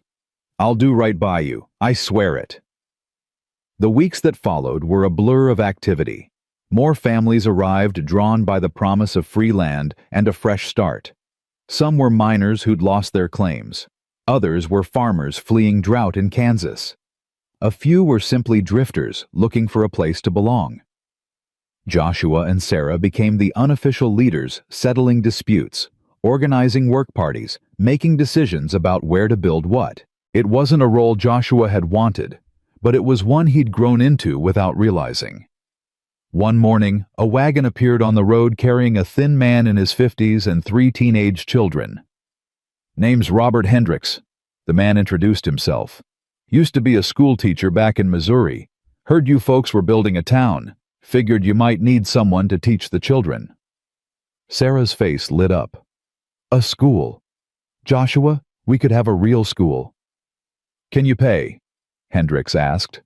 "I don't need much, just enough to feed my kids and keep a roof over our heads." "We'll figure something out," Joshua said. "Right now we've got a dozen children running around with no education. That needs to change." They gave Hendricks one of the new cabins being built and promised to construct a schoolhouse by fall. Emma volunteered to help teach the younger children. Tommy was skeptical about the whole enterprise until Hendricks told him schools had maps of the whole world, and then the boy was convinced. As summer deepened, the settlement took shape. What started as Joshua's lonely ranch became a cluster of cabins, then a proper community. Someone suggested they needed a name. Bennett's Landing, Doc Abernathy proposed. After Thomas, he started this whole thing in a way. If he hadn't documented Wallace's crimes, none of us would be here. Sarah wiped her eyes and nodded. Thomas would have liked that. But the growth brought new challenges. A fight broke out between 2 families over water rights. Someone's cattle kept breaking into someone else's garden. The Krugers' oldest daughter got pregnant by one of the Johnson boys, and both families were furious. Joshua found himself settling disputes he'd never imagined having to settle. Was this really what he'd signed up for? Being a judge without a courthouse? A lawman without a badge? A leader without wanting to lead? One night, frustrated after a particularly ugly argument about fence lines, he told Sarah he was done. "Let them sort out their own problems. I'm not a politician. I'm not a judge. I'm just a man who wanted to live quietly." "No, you're not." Sarah's voice was gentle but firm. "You're a man who saved a widow and her children because it was the right thing to do. You're a man who fought corruption because someone needed to. You're a man these people look up to because you've proven yourself worthy of it." "I don't want to be worthy. I just want to go back to being alone and miserable, to chop wood and wait to die." Sarah took his face in her hands. "Joshua, you're alive again. Really alive. Don't you dare retreat back into that shell because leadership is hard. People are hard. Yes, they are, but they're also worth it. Those children learning to read. Those families building homes. That future we're creating, it's messy and complicated and frustrating, but it matters. You matter. Joshua pulled her close, buried his face in her hair. I don't know if I can do this. You don't have to do it alone. That's the whole point of community. She was right, and Joshua knew it. But knowing something and accepting it were different things. The breaking point came in late August. A group of newcomers arrived, 5 men and 2 women, led by a man named Garrett, who'd been a bounty hunter before the war. They claimed land on the eastern edge of the settlement and immediately started causing problems. Drunk and disorderly, fighting with neighbors, making crude comments to the women. Joshua warned them twice to settle down or leave. They ignored him. The third time, Garrett showed up at Joshua's door, drunk and belligerent. Who made you king? Garrett sneered. You don't own this land. You don't make the rules. No one's king, Joshua said, keeping his voice level. But we've got rules everyone agreed to. No fighting, no stealing, no threatening families. You've broken all 3. Or what, you'll make us leave? Garrett laughed. You and what army? Behind Joshua, Sarah stepped out with his rifle. Him and this army. The other families had gathered: the Johnsons, the Krugers, the Mendozas, Doc Abernathy, Sheriff Thompson, all armed, all standing together. You've got until morning to pack your things, Thompson said, his voice carrying the authority of his badge. After that, we escort you out, by force if necessary. Garrett looked at the assembled crowd, calculating his odds. Smart enough to know he was beaten, he spat at Joshua's feet and stalked off. They were gone by dawn. After that, something changed in the settlement. People stopped questioning Joshua's authority because they understood it didn't come from him, it came from them. They'd chosen to follow, chosen to support, chosen to build together. By autumn, Bennett's Landing had 40 families. They'd built a proper schoolhouse, a general store run by a widow from Denver, and a smithy operated by an Irish immigrant named O'Brien. Sheriff Thompson had a small office that doubled as a jail, though they'd only used it twice. The territorial governor visited in September, bringing surveyors and official paperwork. He walked through the settlement with Joshua and Sarah nodding approvingly. This is what Montana needs, he said. Not mining camps that disappear when the gold runs out. Real towns, real communities, people invested in the future. We're doing our best, Sarah said. You're doing more than that. You're setting an example. The governor turned to Joshua. I meant what I said in my letter. Montana needs leaders like you. Have you thought about running for territorial legislature? Joshua nearly choked. Absolutely not. Why not? Because I'm a rancher who can barely read legal documents. I've got no business in government. You've got integrity and courage. That's rarer than education. The governor smiled. Think about it. The territory's changing. We need people who'll fight for settlers, not just mining interests and railroads. After the governor left, Joshua turned to Sarah. Please tell me you're not going to encourage this. I think you'd be good at it. Sarah, I'm not saying you have to, but I'm also not saying you shouldn't. She took his hand. Joshua, a year ago you were alone in a cabin waiting to die. Look at what you've built. Look at what we've built. Maybe the governor's right. Maybe you could do the same thing on a bigger scale. Or maybe I could just focus on being a good husband and father and let someone else save the territory. Sarah laughed. That's a fair point. They compromised. Joshua agreed to consider it, but not decide until after winter. If Bennett's Landing survived its first brutal Montana winter, if the community held together when things got hard, then maybe he'd think about a bigger role. Winter came early and harsh. Snow fell in October and didn't stop until March.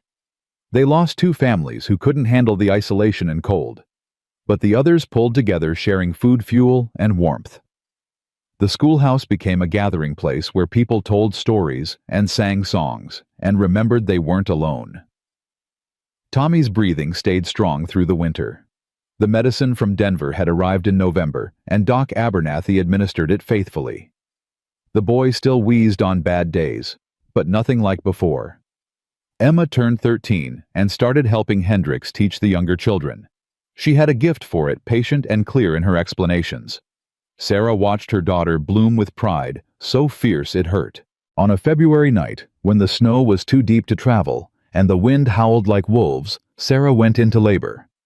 Joshua had delivered calves and foals, but never a human baby. He was terrified.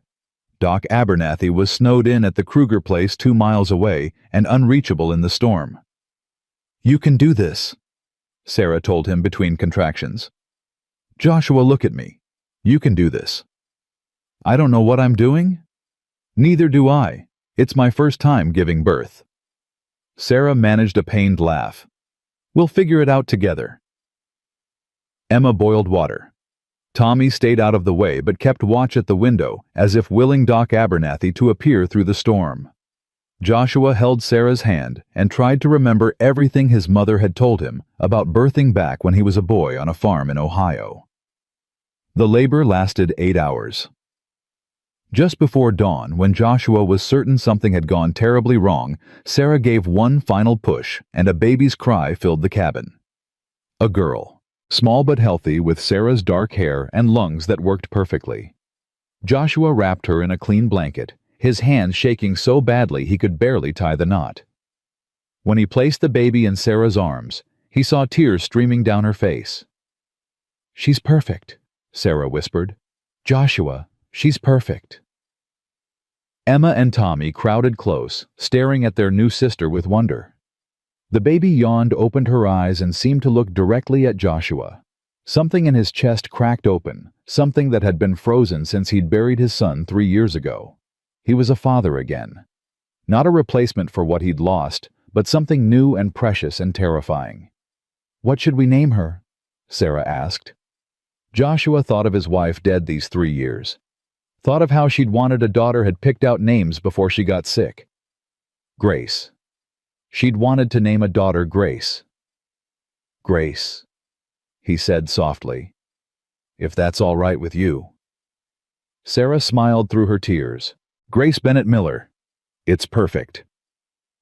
Doc Abernathy arrived 2 hours later, breaking through the snowdrifts, and found them all asleep. Sarah with the baby on her chest, Joshua slumped in a chair beside them, Emma and Tommy curled on the floor nearby. "Well," Doc said to no one in particular, "looks like you managed fine without me." Spring came eventually, as it always did. The snow melted, the creeks ran high, and green returned to the world. Bennett's Landing had survived its first winter, and something about that survival had forged the settlement into a real community. More families arrived with the thaw. A carpenter from Pennsylvania, a doctor who'd lost his practice to debt back east, a preacher who'd been traveling through and decided to stay. The settlement was becoming a real town. In April, a delegation from Helena arrived with an offer. Montana Territory was preparing for statehood. They needed representatives who understood frontier life, who could speak for settlers instead of just mining interests. They wanted Joshua Miller to run for the territorial legislature. Joshua stood on his porch, Grace asleep against his shoulder, and looked at the town he'd helped build. At the school where Emma taught. At the houses where families lived without fear. At Sarah tending her garden with Tommy's help. "What do you think?" he asked Sarah later that night. "I think you'll do whatever's right. You always do." "That's not an answer." "Yes, it is." Sarah took Grace, began nursing her. "Joshua, I can't tell you whether to do this. It has to be your choice. But I will say this. You've already changed so many lives. Imagine what you could do with an official voice. A vote. Real power to make things better. Or I could fail. Could compromise too much. Could become another politician who forgets where he came from." "You won't. You're not built that way." Sarah looked up at him. "But if you're really worried, then don't do it. Stay here. build fences and raise cattle and watch your daughter grow up. That's not a small thing, Joshua. That's everything. He thought about it for days, prayed about it, though he wasn't sure he believed in prayer anymore, talked to Doc Abernathy and Sheriff Thompson and the other families. Everyone had opinions, but none of them could make the decision for him. Finally, standing at Thomas Bennett's grave, they'd buried him properly once the ground thawed. Joshua found his answer. "I can't bring you back," he said to the marker. "Can't undo what happened. But I can make sure it means something. Make sure other families don't face what Sarah and the children faced. That's worth fighting for. That's worth the risk." He rode to Helena the next week and accepted the nomination. The campaign would be hard, the election uncertain. But for the first time since his family died, Joshua Miller had a purpose that extended beyond survival. He was building something that would outlast him. Something good. And in the end, that was enough. The campaign nearly destroyed him. Joshua had thought fighting Wallace and Brennan was hard, thought building a community from nothing was hard. But politics was a different kind of warfare, one he wasn't prepared for. His opponent was Clayton Mercer, a lawyer from Butte with deep pockets and deeper connections to the mining interests. Mercer was smooth, where Joshua was rough, eloquent where Joshua was plain-spoken. He had newspapers backing him, money flowing from San Francisco investors, and a smile that never quite reached his eyes. "Miller's a vigilante," Mercer told crowds in Helena. "A man who takes the law into his own hands. Do we really want someone like that making our laws?" Joshua countered the only way he knew how with truth. He traveled from town to town, speaking in saloons and church halls, telling his story. Telling Sarah's story. Telling the story of families crushed by corruption and greed. "Montana's changing," he told a crowd in Virginia City. "We can change toward justice and fairness, or we can change toward whoever has the most money and the least conscience. That's the choice, not between me and Mercer, between what kind of territory we want to be." But truth didn't always win against money. Mercer's campaign bought endorsements from newspapers paid for rallies that drew hundreds.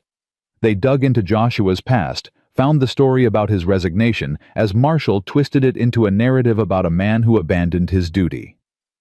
"He couldn't protect his own family," one article read. "How can he protect Montana?" Sarah found him reading that article, crumpling it in his fist, fighting tears of rage and grief. "Don't," she said, taking the paper from him. "Don't let them make you ashamed of surviving. They're using my dead wife and son as a campaign weapon. They're desperate. That means you're winning." Sarah pulled him close. "Joshua, you're scaring them. Men like Mercer, like Wallace used to be, they're terrified of people who can't be bought or intimidated. So they go after what hurts most. Your heart, your losses, the things that made you human. Maybe I should withdraw. Focus on Bennett's Landing. Let someone else fight this fight. Is that what you want?" Joshua looked at her, this woman who'd faced down hired killers and corrupt judges, who'd testified in court with her voice shaking but never breaking. "No. But I don't want to put you and the children through this either. We're already through it. The question is whether we see it to the end." Sarah's grip tightened. "Joshua, we've fought too hard to quit now. Thomas died fighting corruption. You nearly died fighting it. We don't get to stop just because it gets uncomfortable." So Joshua kept campaigning, kept speaking truth to crowds that sometimes cheered and sometimes jeered.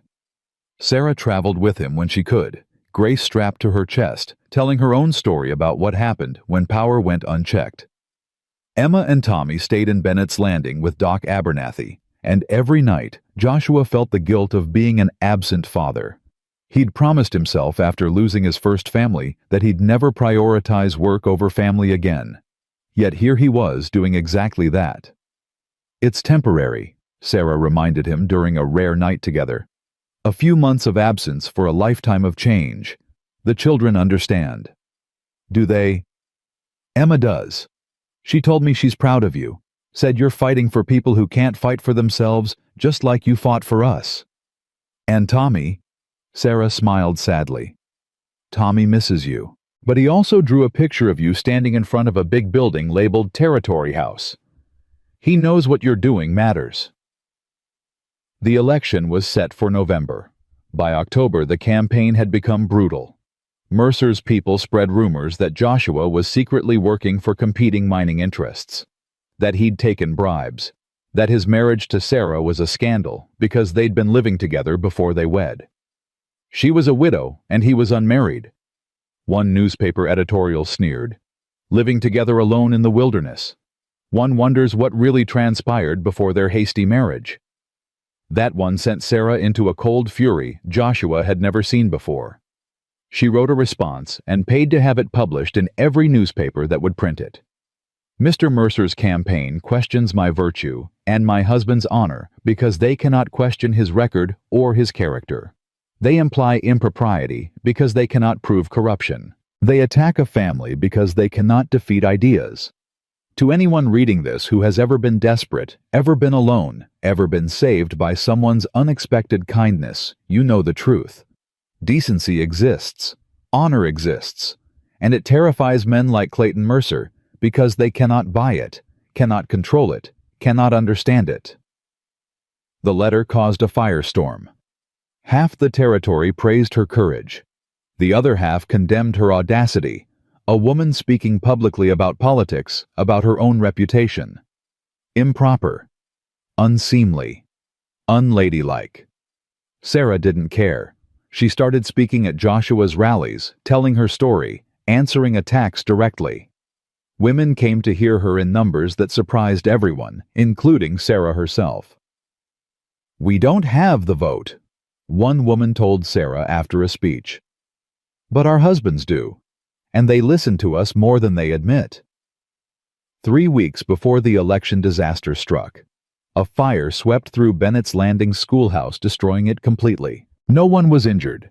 It happened at night, but every book, every slate, every carefully accumulated supply was gone.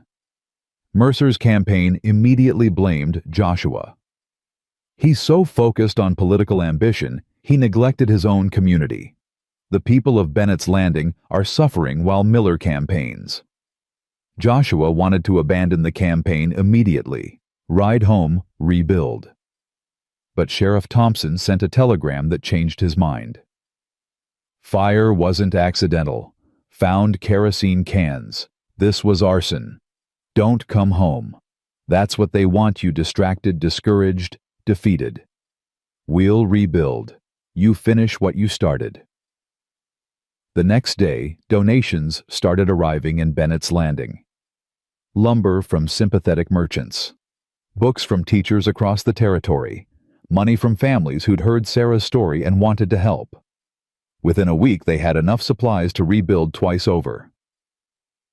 "Your opponents meant to destroy your community," Doc Abernathy wrote in a letter. "Instead, they unified the entire territory behind it. Even people who don't support your politics are supporting the rebuild. They picked the wrong target." The final debate was held in Helena a week before the election. 200 people crowded into the territorial hall. Mercer arrived in an expensive suit with an entourage of advisors. Joshua arrived alone, wearing his one good shirt and the same coat he'd worn the day he saved Sarah. The moderator asked about economic policy, land rights, territorial expansion. Mercer gave polished answers full of statistics and legal precedents. Joshua spoke simply about families trying to build futures, about protecting settlers from the kind of corruption that had nearly destroyed Bennett's Landing. Then Mercer made his mistake. "My opponent speaks eloquently about justice," Mercer said, his voice dripping with condescension. "But let's examine his record. He's a failed marshal who couldn't protect his own family, a vigilante who takes the law into his own hands, a man living on charity and other people's sympathy. Is this really who we want representing Montana Territory?" The room went silent. Joshua stood slowly, and something in his face made Mercer take a step back. "You're right," Joshua said quietly. "I failed to protect my family. My wife and son died while I was chasing outlaws who didn't matter. I've lived with that failure every day for 4 years. It hollowed me out, made me wish I'd died with them." He paused, let the words settle. "Then I heard a woman and her children being threatened. I could have ignored it, should have probably. It wasn't my business. But I went anyway, and I found a widow feeding her children scraps because corrupt officials were stealing her land. I found a system designed to crush anyone without money or power, and I decided that even though I couldn't save my own family, maybe I could save hers." Joshua looked directly at Mercer. "You call that vigilantism. I call it being human. You call it taking the law into my own hands. I call it standing up when the law itself was corrupt. You call me a failure. Maybe I am. But I'm a failure who stopped a conspiracy that would have displaced dozens of families. I'm a failure who helped build a community from nothing. I'm a failure who proved that ordinary people can fight power and win." The room had gone completely still. "So yes, Mr. Mercer, I'm flawed. I'm rough around the edges. I don't have your education or your polish or your wealthy backers. But I have something you'll never have. I know what it means to lose everything and keep fighting anyway. I know what it means to be powerless and desperate, and I'll never forget it no matter how many elections I win or lose." Joshua sat down to thunderous applause. Mercer tried to respond, but his words sounded hollow after Joshua's raw honesty. Election day came cold and clear. Joshua voted in Bennett's Landing, then spent the day helping rebuild the schoolhouse. By sunset, they'd framed the walls. By the time the polls closed, they'd raised the roof. The results came in slowly over the next 3 days as votes were counted and tallied across the vast territory. Bennett's Landing went overwhelmingly for Joshua. So did most of the small settlements. But the mining towns leaned toward Mercer, and the cities were split. On the third day, a rider arrived with a telegram from Helena. Joshua Miller, 3,847 votes. Clayton Mercer, 3,201 votes. He'd won by 646 votes out of nearly 7,000 cast. Sarah grabbed him, and they stood there in the middle of the unfinished schoolhouse, holding each other while the community cheered around them. "You did it," she whispered. "Joshua, you actually did it. We did it. All of us." That night, they gathered everyone in Bennett's Landing for a celebration. The Johnsons brought venison. The Krugers brought beer they'd been brewing. The Mendozas brought guitars and songs. Even Sheriff Thompson showed up with a bottle of whiskey he'd been saving for a special occasion. Doc Abernathy raised a toast. To Joshua Miller, who came to Montana to die alone, and instead gave all of us a reason to live together. To Sarah Miller, someone else shouted, who proved that speaking truth is more powerful than any campaign fund. To Bennett's Landing, another voice called, the town that refused to die. They drank and sang and told stories late into the night. Emma danced with the Johnson boys. Tommy fell asleep on Joshua's lap. Grace nursed peacefully, while Sarah hummed an old song from Pennsylvania. As the celebration wound down and people drifted home, Joshua found himself standing outside with Doc Abernathy looking at the stars. "You ready for Helena?" Doc asked. "For being a legislator?" "No. But I wasn't ready to be a marshal either, or a husband the second time around, or a father again. Seems like the important things always happen before you're ready." "That's wisdom right there." Doc clapped him on the shoulder. "You're going to do good things, Joshua. Change things that need changing. Fight fights that need fighting. Or I'll compromise too much and accomplish nothing." "Possible, but I doubt it. You're too stubborn to quit and too honest to sell out. That's a rare combination." Inside the cabin, Sarah was putting the children to bed. Joshua watched through the window. His wife, his daughter, his stepchildren, who'd become his own. A family built from grief and chance and stubborn hope. 4 years ago, he'd been a broken man, waiting to die in a cabin that held nothing but ghosts. Now, he was a husband, father, community leader, and territorial legislator. The loneliness that had nearly consumed him was just a memory. He thought about Thomas Bennett, who died trying to fight corruption. Thought about his first wife and son gone, but not forgotten. Thought about all the people who'd suffered because no one with power cared enough to help. "I won't let you down," he said quietly to the stars, to the memories, to the future. "Any of you." The territorial legislature convened in January. Joshua left Bennett's Landing on a cold morning, Sarah and the children seeing him off. Grace cried when he mounted his horse. Tommy tried to be brave. Emma hugged him tight and whispered, "Make us proud." "I'll try." Helena was bigger than he remembered, busier, noisier. The legislative hall was filled with men in expensive suits who looked at Joshua like he was a curiosity, the rough frontiersman who'd somehow won a seat at the table. But there were others, too. A rancher from the Eastern Plains, a farmer from the Flathead Valley, a former Buffalo soldier who'd homesteaded near the Yellowstone, working people who'd been elected by other working people to change a system that had never cared about them. The first battle was over land reform. The mining interests wanted to keep the old system where companies could claim massive parcels and push out settlers. Joshua and his allies fought for a bill that would limit corporate landholdings and protect homesteaders. "These companies employ thousands," one legislator argued. "They're the backbone of our economy." "And the families being displaced," Joshua shot back. "What about them? Where's their backbone supposed to come from when they've lost everything?" The debates were fierce. Joshua learned quickly that politics was about compromise, about making deals and building coalitions. Some days he felt like he was betraying his principles. Other days he felt like he was actually changing things.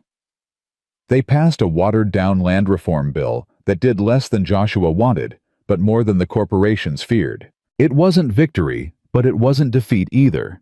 It was progress, slow and frustrating and real. Between legislative sessions, Joshua returned to Bennett's Landing. Each time the town had grown. New families, new buildings. A second school opened. The general store expanded. Someone started a newspaper. "You're missing your children growing up," Sarah told him during one visit home. Grace was walking now, taking wobbly steps and laughing when she fell. Tommy was reading at a 6th grade level, despite being only 9. Emma had started courting one of the Johnson boys, though she denied it vehemently. "I know," Joshua said, the guilt sharp as always. "Maybe I should resign, focus on family. Maybe you should stop second-guessing yourself." Sarah's tone was gentle but firm. "Joshua, you're doing important work. The children understand that. Grace won't remember these years of absence, and Tommy and Emma are proud of you. Stop torturing yourself." "I just don't want to make the same mistake twice. Don't want to miss what matters while chasing what seems important." "You're not making the same mistake. Last time you didn't have a choice, you didn't know your family was sick. This time we're all healthy. We're all safe. We're all choosing this together. There's a difference." Over the next 3 years, Joshua and his coalition passed bills protecting workers' rights, establishing public education funding, and creating territorial parks. They fought off attempts to privatize water rights and beat back legislation that would have let railroads seize land without fair compensation. Mercer ran against him in the next election. Lost by a wider margin. Bennett's Landing became a model for sustainable settlement. Other communities copied their shared resource system, their community decision-making, their focus on education and mutual support. Newspapers across the country wrote articles about the Montana town built on justice. When Montana achieved statehood in 1889, Joshua was offered a seat in the new state legislature. He declined. "I've done what I can here," he told the governor. "Time to go home. Time to be a father and husband and rancher. Time to let someone else carry the fight." He returned to Bennett's Landing in the spring, when the mountains were green and the creeks ran high with snowmelt. Sarah met him at the edge of town with Grace on her hip and tears in her eyes. "Welcome home," she said. "For good this time." That summer, they held a dedication ceremony for the new community hall. 50 families came, some original settlers, others who'd arrived in the waves that followed. They named it the Thomas Bennett Memorial Hall. Thomas started this, Sarah said during her speech, not by planning to, but by refusing to accept injustice, by documenting corruption even when it cost him everything, by believing that truth mattered more than safety. This building stands because he wouldn't kneel, because Joshua wouldn't walk away, because all of us decided that building something good was worth the fight. She unveiled a plaque on the wall. It read, "Built on the principle that ordinary people standing together can defeat any injustice. May those who gather here never forget what was sacrificed to create this place, and may they always have the courage to fight for what's right." That night, Joshua sat on his porch with Sarah, watching the sun set over mountains that had witnessed everything. Grace played at their feet. Emma and the Johnson boy sat together on the fence, trying to look casual. Tommy read a book, occasionally looking up to ask Joshua about complicated words. "Do you ever regret it?" Sarah asked. "Everything that happened, the fighting, the pain, the years of struggle." Joshua thought about that day 4 years ago when he'd heard gunfire and made a choice to get involved. Thought about everything that choice had cost and everything it had created. "No," he said finally. "I regret the years I spent alone waiting to die. I regret not finding you sooner. But everything after that first gunshot, everything we built together, no regrets at all." Sarah leaned her head against his shoulder. "I'm glad it was you. That day at my cabin. I'm glad it was you who came." "Me too." Years passed. Grace grew into a fierce, independent girl who reminded everyone of her mother. Tommy became a teacher, taking over the Bennett's Landing School when Hendricks retired. Emma married the Johnson boy and had 4 children of her own. More settlers came, drawn by the story of a town built on justice and community. Bennett's Landing became a small city with churches and schools and businesses that stretched for blocks. But it never forgot its founding principles, that people mattered more than profit, that justice was worth fighting for, that ordinary courage could change the world. Joshua and Sarah grew old together, their hands weathered by work, their faces lined by laughter and hardship in equal measure. They sat on that same porch, year after year, watching their community thrive, watching their family expand, watching the world change. On a spring morning, when Joshua was 63, Sarah found him in the barn, brushing down his old horse, the same gelding that had carried them through that first terrible blizzard. "Do you remember what you said to me that day?" she asked. "When you first came to the cabin. Get your things, you're coming home." "I didn't understand at the time what you meant by home. I thought you meant your cabin, a temporary shelter." Sarah moved closer. "But you didn't mean a building, did you?" "No." Joshua's voice was soft. "I meant something bigger, something we'd build together. Not just walls and a roof, but a place where people belonged, where they were safe, where they mattered." "We built it," Sarah said. "Not just for us, but for hundreds of families. We built home." Joshua pulled her close, this woman who'd changed his life by needing his help. "Couldn't have done it without you." "Yes, you could have, but I'm glad you didn't have to." They stood together in the warm barn, surrounded by the sounds of a living, breathing community they'd created from nothing but stubbornness and hope. Outside, children played in streets where once there'd been only wilderness. Families laughed in homes where once there'd been only survival. Justice lived where once corruption had ruled. Joshua Miller had come to Montana to die alone. Instead, he'd learned to live again, had built a family, a community, a legacy, had proven that one person's decision to care, to act, to fight could change everything. The promised land wasn't a place you found. It was people you fought beside and the home you built after the storm. And in the end, that was more than enough.